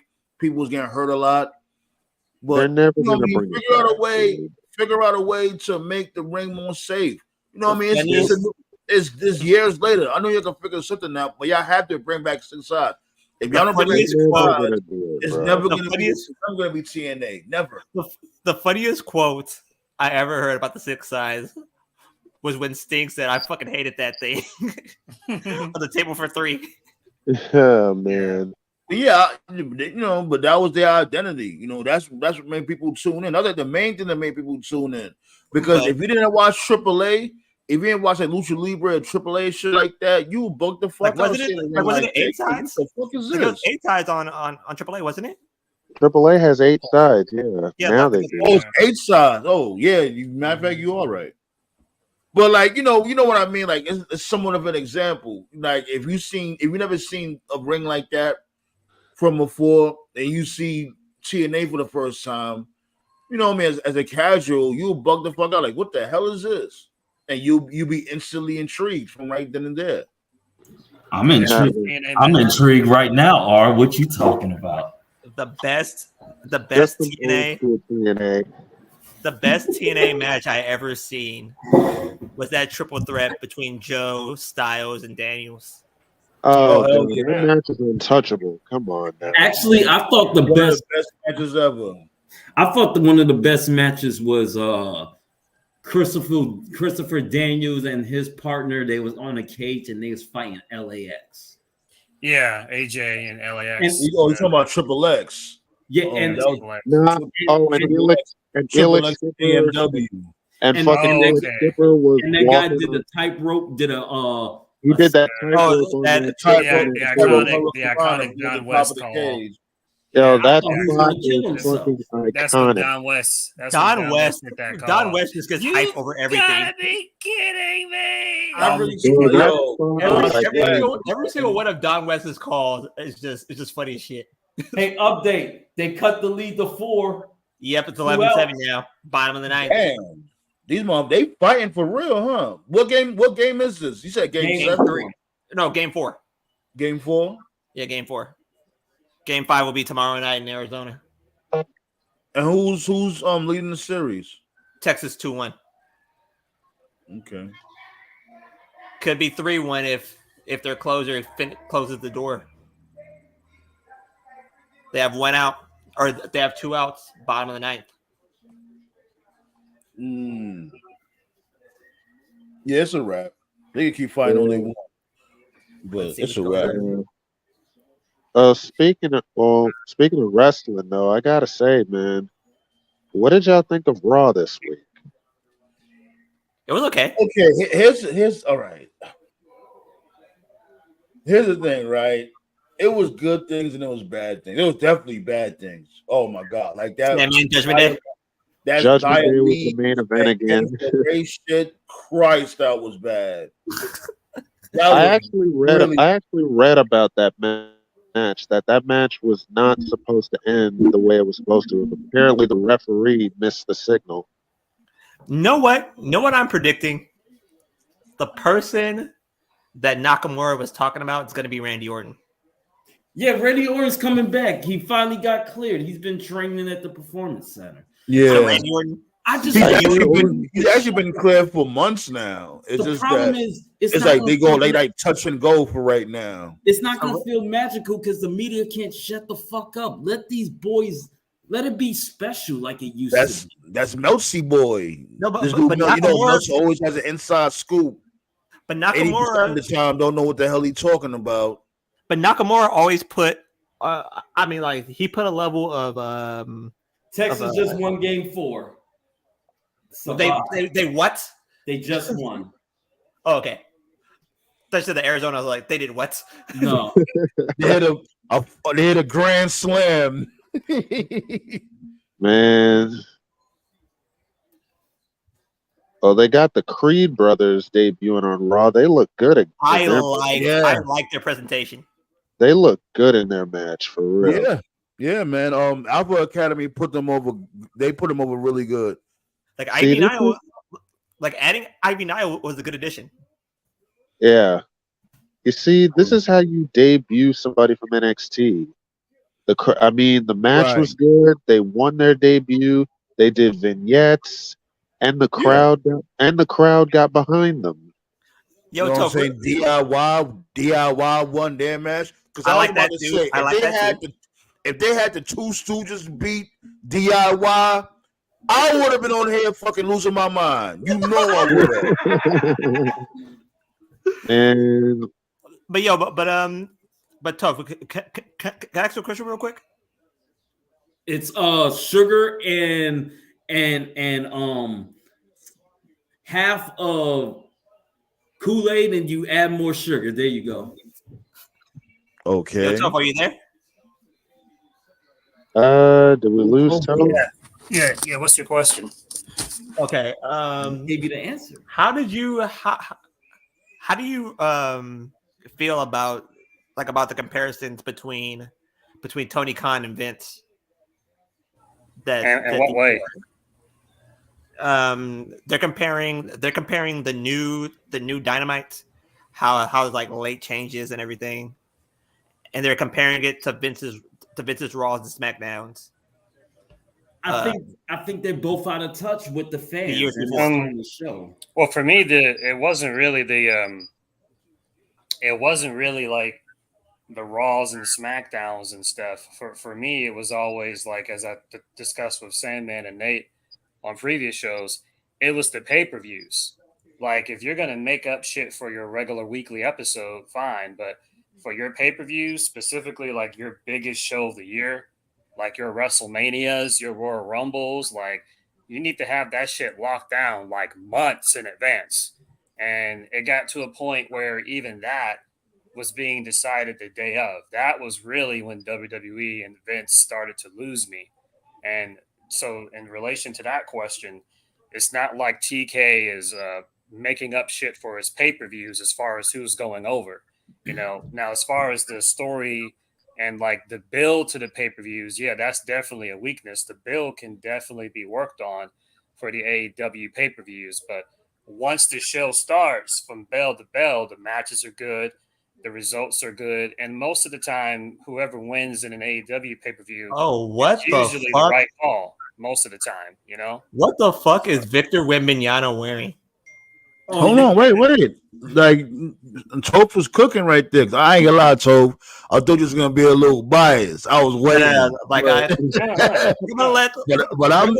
you're definitely right. It's like this. It's like this. Like, because my mom's a teacher, so this is my analogy, right? When you're in school, you got your pop quizzes, you got your tests, and you got your exams. Of You can course. fuck around. You can fuck around and get like a C or a D on a pop quiz. You can even fuck around. The show is homework. The show is homework. Pay-per-view is always a test. Right. Right. The pay-per-view is the exam. The pay-per-view is like the shit that's worth like 70% of your grade. You can't fuck around with that. So as long as your pay-per-views are good and they're all right, you're good. And to AEW's credit, since they've started, they haven't had one pay-per-view that I can say is bad. They're long. And the build, that's the only thing. That's the only thing. It'd be too damn long. It shouldn't be like fucking 5 hours. You know why AEW survives on pay-per-views? It's their atmosphere. Mm-hmm. So it's a lot easier for AEW to get. So let's just say let's switch AEW's fans with WWE zombies. If they were zombies at AEW's matches, they wouldn't be able to feed off the momentum. But since the pay-per-view, because here's the thing, when it comes to these shows, the shows don't make sense because it's like, okay, I don't know which matches you're building up, but then I see this card, and the only matches I know that get built up is like maybe if there's a beef rivalry with like a big name like Jericho and Eddie Kingston, that'll build up. Or are you guys cool with the comparisons? Huh? Dude, I think they're similar, but there's some differences. Like, so to give an example, one of the similarities that WWE and AEW have is similar but different. They don't pull the WWE.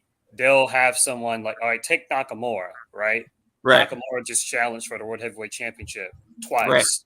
Right. He lost twice. Yeah. So it's like, wow, he challenged for a world championship and he lost twice. It's like, wow, Nakamura is a bum. And it's like, all right. Yes, he is. Yes, sir. Right. He's been a bum before then. He lost. He actually had 8 world titles. So in the case of WWE, right, WWE is like, you'll be a loser. However, you still get TV time. So it's not like they just fucking disappear. So Nakamura, you'd be a loser, but you'll be over, basically, right? Yeah, I've been saying that. I've been saying like every single show. Like he's doing this random like feud with Ricochet and this whatever. But the point is like you can be a loser, you can be a bum, but like at least still be over. Doing something. Whereas in AEW, right, on AEW, a lot of times, like, you'll be built up, you have your match, and you lose. And then a huge cool off. Then you just disappear from TV. Like, for instance, I'm not a fan of The Righteous. Like, those dudes to me are corny. But, like, putting my own bias aside, they were like, they're bummed, but they're funny bumps. They were on Collision, whatever. They had a few wins, and then MJF beat them, and now they're just not on TV. They just disappear for a bit. So did he beat them 1-on-2? Yeah. Of course, MJF. He beat him 1-on. Yeah, that's what. it makes sense. Right. I guess, you know. So right. yeah, But in professional Who's wrestling, with the that's Righteous thing. again? Is that dude with the dreads and somebody else? Who's It's it? Vincent and Dutch. Yeah. Oh, okay. But basically, what I'm saying is, in wrestling, it's like out of sight, out of mind. Like, you got to be on TV. If you're not on TV, people are not going to give a shit. You know. So. Yeah. So basically, this is what you're telling me. You're telling me that like there needs to be seamless progression.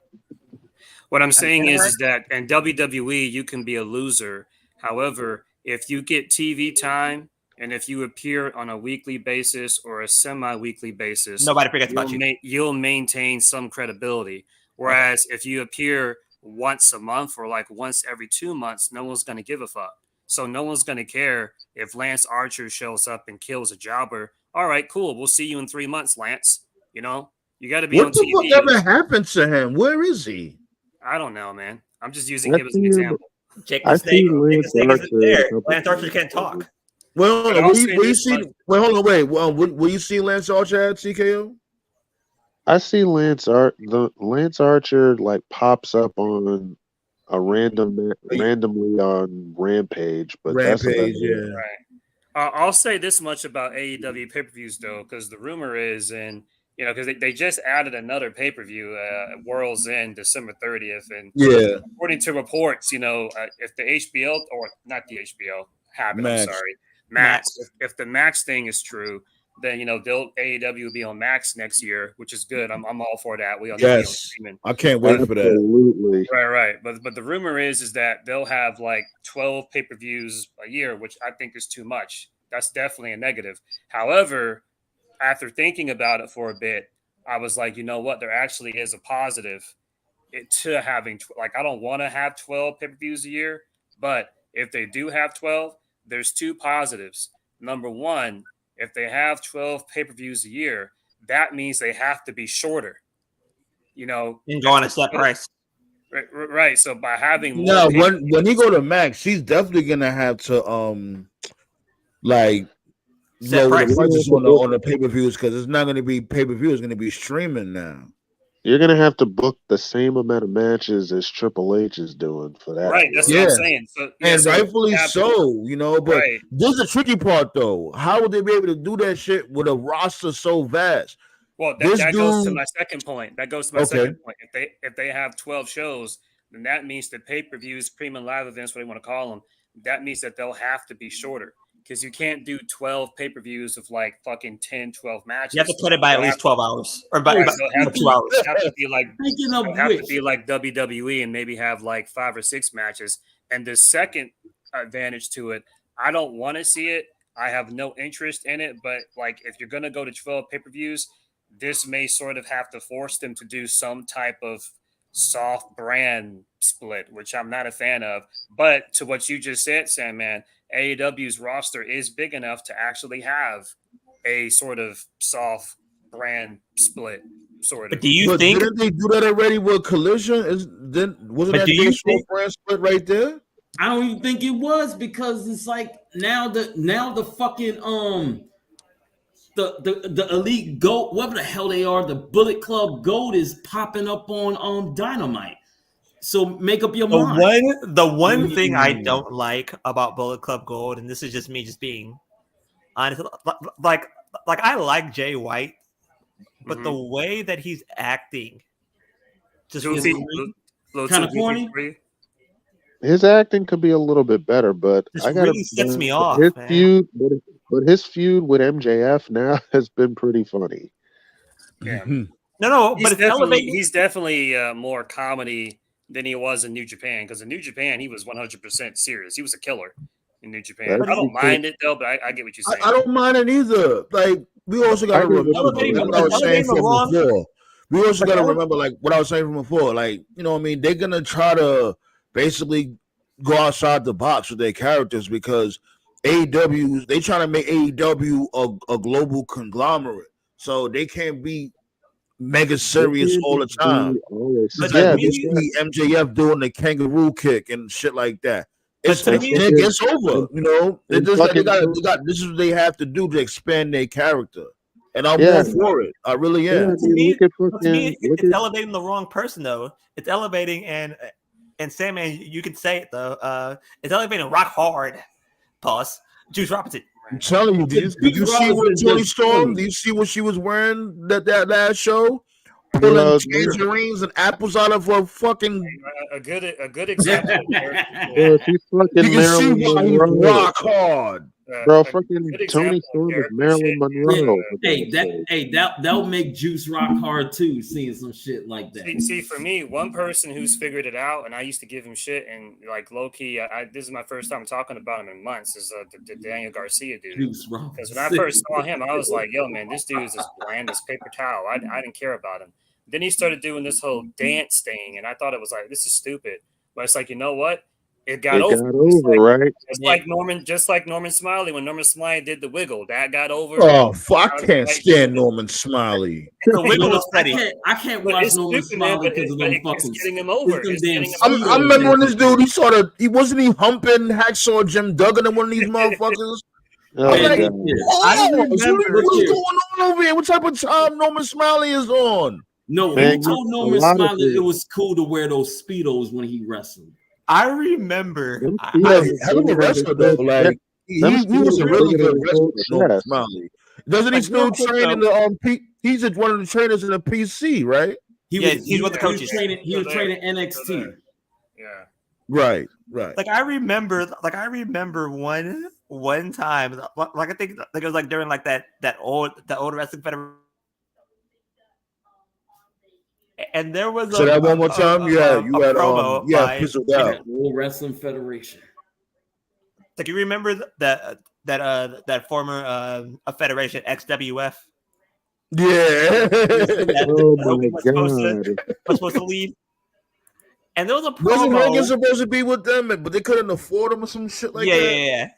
But there was a promo with Norman Smiley in it. And he said, I'm going to wiggle and jiggle. I was like, oh, good Lord. Whoa.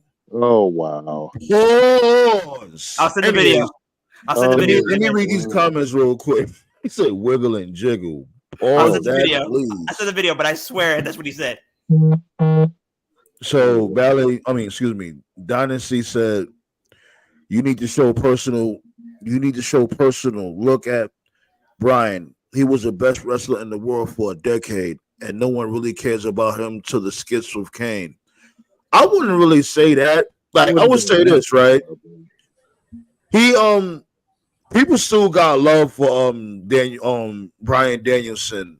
Is he as popular as he was from before, like especially around the Yes movement? No, he's not. But when it comes to us diehard wrestling fans, he's doing the best work ever right now. You know what I mean? It sucks that he got hurt, but this dude is a killer right now. He went back to his Ring of Honor days. So the problem is this is the one wrestler that they wish he would tone it down because he's not young anymore. So he can never stay healthy. What got Daniel Bryan Nah, over what got him today? injured Don't was let WWE revisionist history fucking fool you because they love to fucking pull their revisionist history shit. What got him over was when he was AJ Lee's boyfriend and they were doing the whole yes thing and it was stupid. Yeah, the Yes movement, that's like the height of his popularity. The Yes Right. movement. They did the stupid shit with Sheamus at WrestleMania where the 25-second match. Yeah, when they did that, and again, don't let revisionist history fool you. When they did that, they really did that with the intention of getting Sheamus over, but it backfired and it got Daniel Bryan over instead. That's when it started. That was I remember Kane was about to kill him. So here's the problem with On a weekly Sheamus. basis. They made Sheamus a badass, which was no problem with that. But the problem was when he became champion, they didn't build that up at all. So it was just like, damn, they know how to build these wrestlers, But then when it comes to title reigns, it's so lackluster. It depends on what. WWE I think Sheamus got built properly, like especially his No, his his title first reigns. title reign. His first title was- reign. Remember, he was a killer in ECW, and then they called him to I'm the talking about his world heavyweight title reign. It was so lackluster. It was because he was a good guy. Come on, that's Like Triple H. Sheamus is Right. not Come on, good that as a good guy. They Sheamus never is either let good him- as a bad guy Yeah. or a tweener. That's his thing. They, Like they as never a they never let him be him, and that's why in recent years, like the right. past 2 years, he's finally not like it's.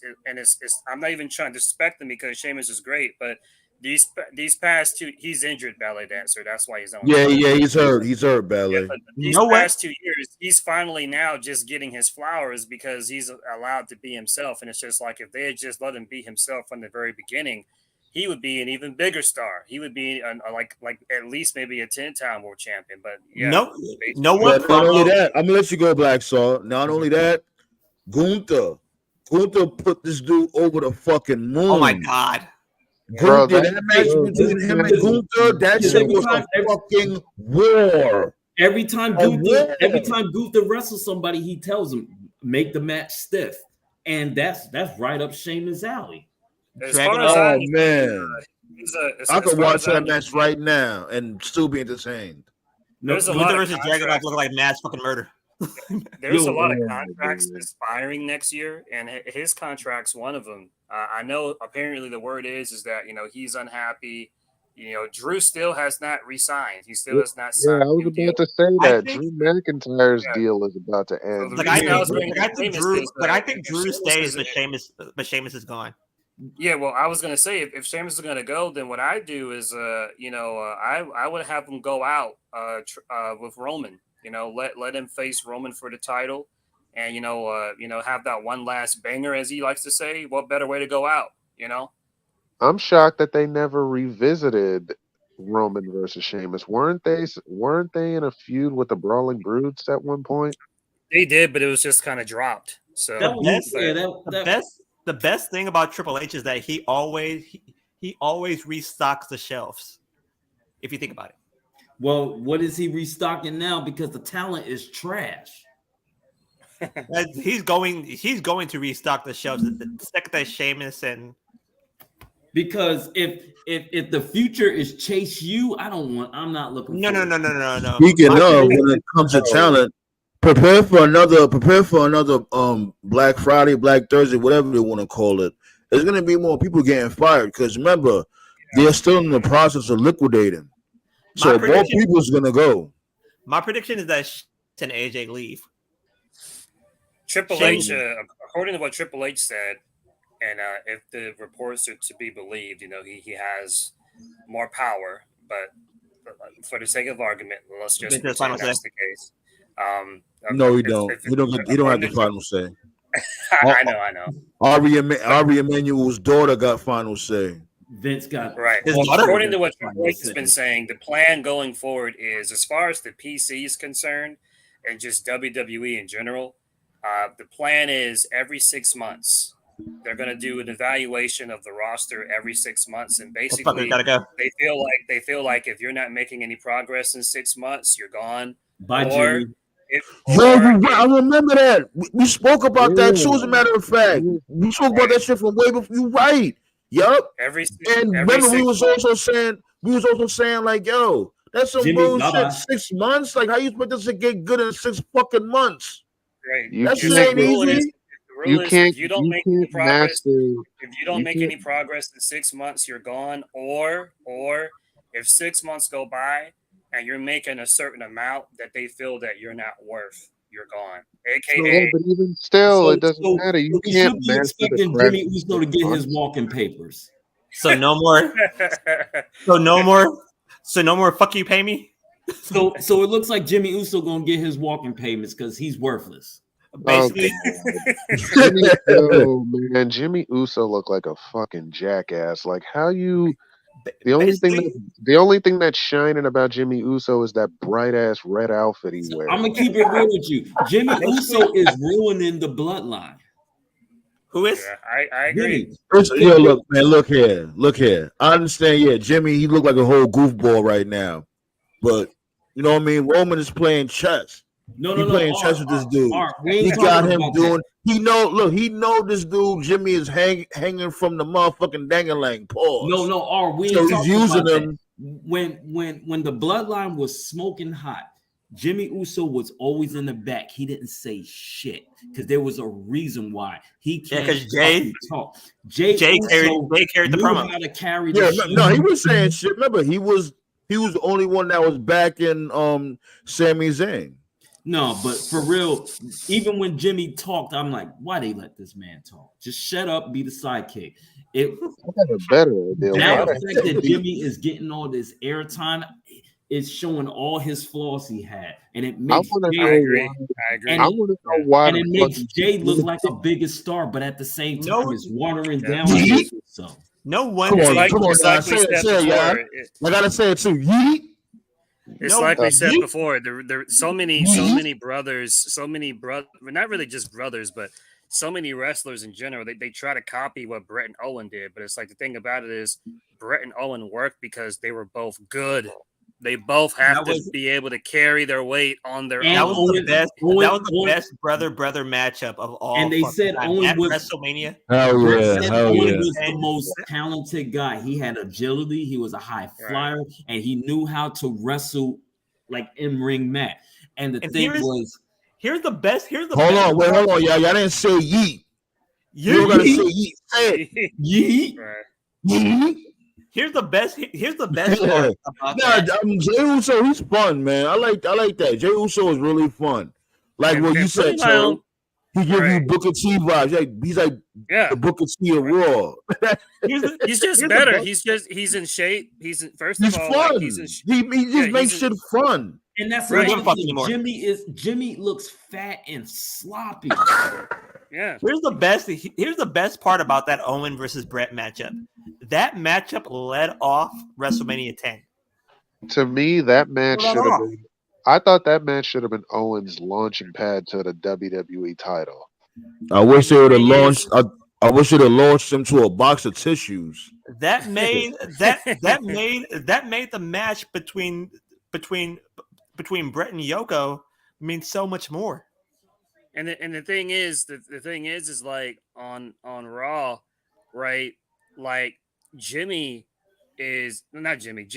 Jay is facing credible folks every week. Like he's in the ring of like Damian Priest, Drew McIntyre, Dom, JD, Cody. You call it like, Dom? He's You call in it the Dom ring. top of card?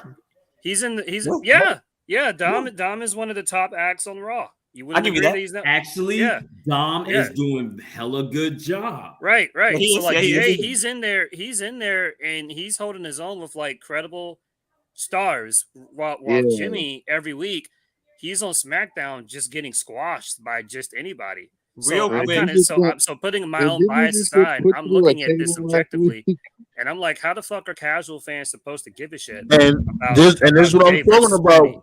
And this is what I'm talking about with Roman Reigns. You know what I'm saying? He got him out there doing that. You see, he don't even let Solo out there like that. Solo was dealing with John Cena. You know what I mean? But anybody Real quick. else, he Solo sends out needs to Jimmy. be- Like, yo, Jimmy, since you want to be down so fucking bad, you want to act like you ain't kicked me in my fucking face like 3-5 times already? All right, cool. Let's He play said- that game. Take your he goofy said- ass out there and fight When Jimmy, AJ Styles. when you Jimmy saying said, Roman- when so you Jimmy saying said I'm on Roman is injured, So you when saying Jimmy said Roman is setting Jimmy out there to fail on purpose as paybacks for those super kicks? Yes. Yes, When they Jimmy- sending Like, Jimmy take your out there silly to ass fail. out there and get your ass whipped. But When this is the Jimmy reality said- of it. The reality of it is this. It's simply this. And Solo Monster said this as well. Jimmy's just the main part of it. But the reality is Paul Heyman, okay? Paul Heyman coming out on TV, whether it's Raw, SmackDown, or NXT, and he just pulls out his phone and he just says, Call Roman Reigns. That's Yeah. not good television. That's just fucking lazy. This You know whole what? story I is think- lazy. But remember what I said? You remember what I think said, Paul Joe? Heyman is Remember what I said in the group chat? I'm like, yo, why they keep doing that shit? Yeah. That's Paul y'all Heyman's running out of ideas. you're basically saying your fucking top champion don't watch the show. when It Jimmy, makes it look crazy. Like you're supposed to be watching the fucking show, seeing what's going on. Why is this dude? Why is this dude calling you and letting you know what's going on during a Jimmy Uso match or whatever? You're supposed to be watching to see what's Here's going a funny. on. Here's something funny. Here's something This funny. show shouldn't even be about watching it on TV. Remember how wrestling used to be, where it used to just be some beef about some shit. It wasn't about watching the show. You had beef with somebody for a reason, like, oh, you motherfucker, this, and you stepped on my Air Force Ones, and I got to whip your ass or some shit. I'm just using that example. Yo, Sam, man, you remember when on SmackDown when Jimmy said, I'm on injury reserve, I can't go, and then Roman just looks at him. He's like, you what? Yeah. Like, I'm off injury reserve. I can go. He was like, yo, what are you doing? No, really. What are you doing? Well, bro, Yeah. I'm putting my own bias aside. It's hurt the entire prestige. It's hurt the entire image of the group because that whole because Roman. I've always said this, putting my own feelings aside about him. He was never part of that dumb babyface, dumb heel syndrome. But now it's making him look fucking stupid. Solo, I'm telling you, it's not. He's not. He knows. Like he's playing his cards. He's not getting himself. You know what I mean? He's like, you know what? Since this dude wanna like I said from before, he wanna get down with the bloodline. Like he act like he forgot what he did from before. Okay, let's play this game.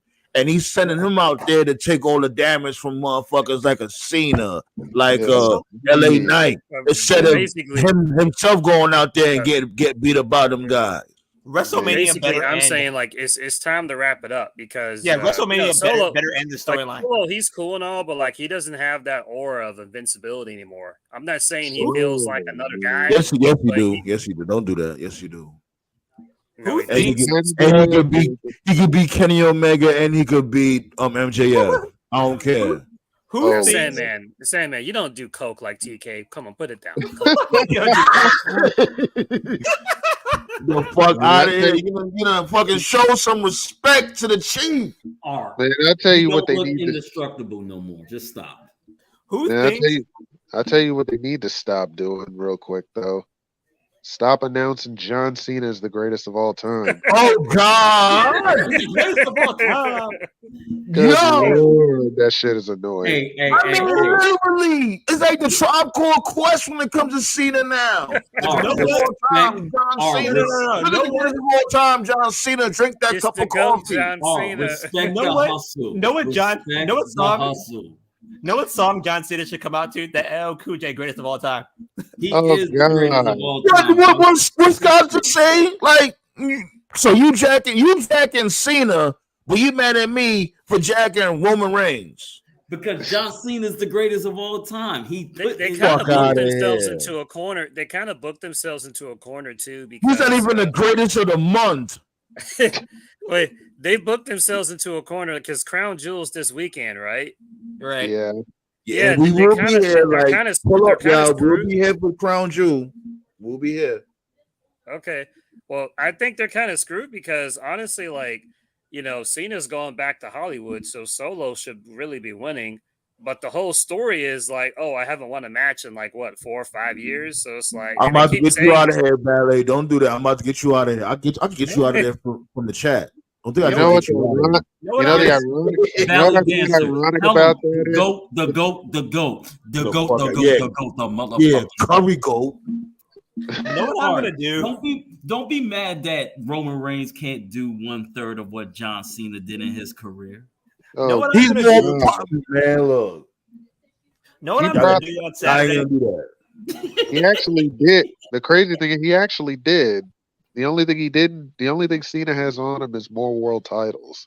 Yo, guys. You're not going to be mad when he retains at WrestleMania next year. Roman Reigns didn't beat monsters. John Cena beat Umaga and Great Khali. He destroys monsters. I won't give Roman shit. At least he doesn't call spots like Cena does. You know, a fucking deaf person could hear that shit. Yeah, man. Bro, I thought I was the only one that heard that. People like, yo, suplex. What am I doing? Don't you know that microphone underneath the ring? Bro, you're supposed to whisper that shit. Right. Like, know what I'm thinking about doing on Saturday? Like, truthfully? I'm gonna What? think about doing watching Crown Jewel, and probably on my cell phone watch a game at the very same time. Oh shit. Oh wow. Because I have YouTube TV, so I'm thinking about like, maybe Oh maybe I should do that, nice. YouTube TV. Well, why didn't you have premium? huh? You said, what you mean, premium or YouTube TV? YouTube TV Hmm. with NFL Sunday Ticket on there. I remember the first time they came out with that shit, YouTube TV. That was to promote Cobra Kai. Yep, I remember that. Yeah. So what I'm thinking about doing is I'm thinking about like watching that game or like if the pay per view ends before Alabama LSU. Like I'm thinking about It's different times for all of us. I think out here in the Midwest, I think that should come on like at 10 o'clock in the morning. I think. Okay. Then I should have a problem. Because you in the West Coast, that shit might come on. Yeah, Damn. I heard a rumor that 9 a.m. they're trying to. I heard a rumor that they're looking to do a Paris pay per view next year as well. Oh, good lord, that's no. nice. I That'll be think that hot. would be lit. That would be lit, honestly. They already got Australia. They already locked in an Australia show and a Germany show. Australia have to wake up at 1 a.m. Yeah, what's that? Bash at Germany, right? All right. Germany wake up at bash. That's why I've Yeah. always. I was joking about this with Nate. I told this. I said like if I'm TK, I fucking talk to Ghetto. Hold on. Where the fuck is Nate? Did Nate go to Las Vegas already? He may have. I'm not sure. Yeah, I think he went to Las Vegas. But I've joked about him. I said if I'm Hit the TK, I Cash talk App to and Ghetto.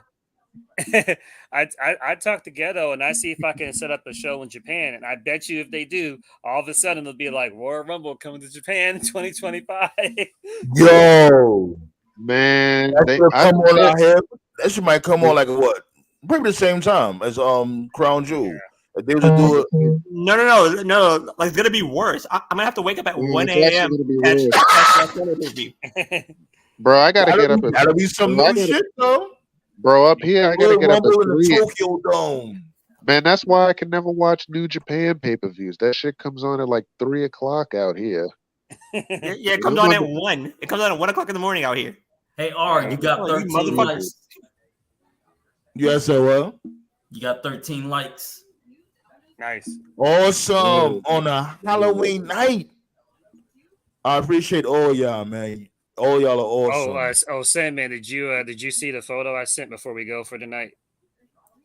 You sent to that. The group chat. I got the new Slim early because of my job. I remember. Who remembers this? Who remembers when Jesse the Body Ventura used to rip on Hulk Hogan on a weekly basis? He ripped on Hogan as much as JR ripped on Eric Bischoff. He said, I remember one time. I don't see it. I don't see it, though. Where's it at? Okay. I think I see it now. I remember seeing, hearing, Jesse the Body Ventura just rip on Hogan. I remember Tony Schiavone was all like, "Who do you think is going to win the Hogan Flair match?" And they just hear Jesse the Body just say, "I don't give a fuck." Oh, you know why, right? You know the story, right?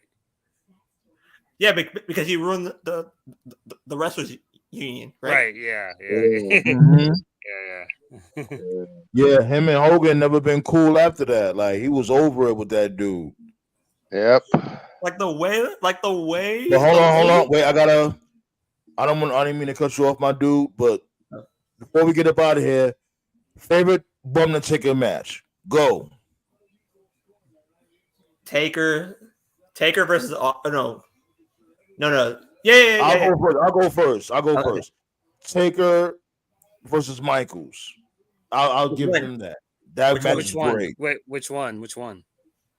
WrestleMania 1. Light versus dark. Oh. Yeah, that's okay. Mine is Taker versus Mankind Buried Alive. The first ever Buried Alive match. Underrated. Ooh, underrated. Okay. Good choice. Go ahead, guys. Mine is Taker versus Angle, No Way Out, 2006. That's a good one. For the heavyweight championship. I mean WWE championship. No, you were right the first time. World Heavyweight Championship. Okay, Yeah. okay. That was a good one. All I right. got a few. I like the Taker Michaels one. I'm gonna say the triple threat: Angle, Taker, and Rock, 2002. That was actually a good match too. That was another sleeper. Yeah. Okay. Cool. Good choices. All right. Let's about to wrap it up. You already know. I'm gonna pull up Friday. Friday we're gonna talk about the Crown Jewel card, and we're also gonna talk about SmackDown, and hopefully, Bobby Lashley and the fucking Profits have a name by then. Happy Halloween, you filthy animals. Happy Halloween, you bums. Yeah, At ease, losers. too easy.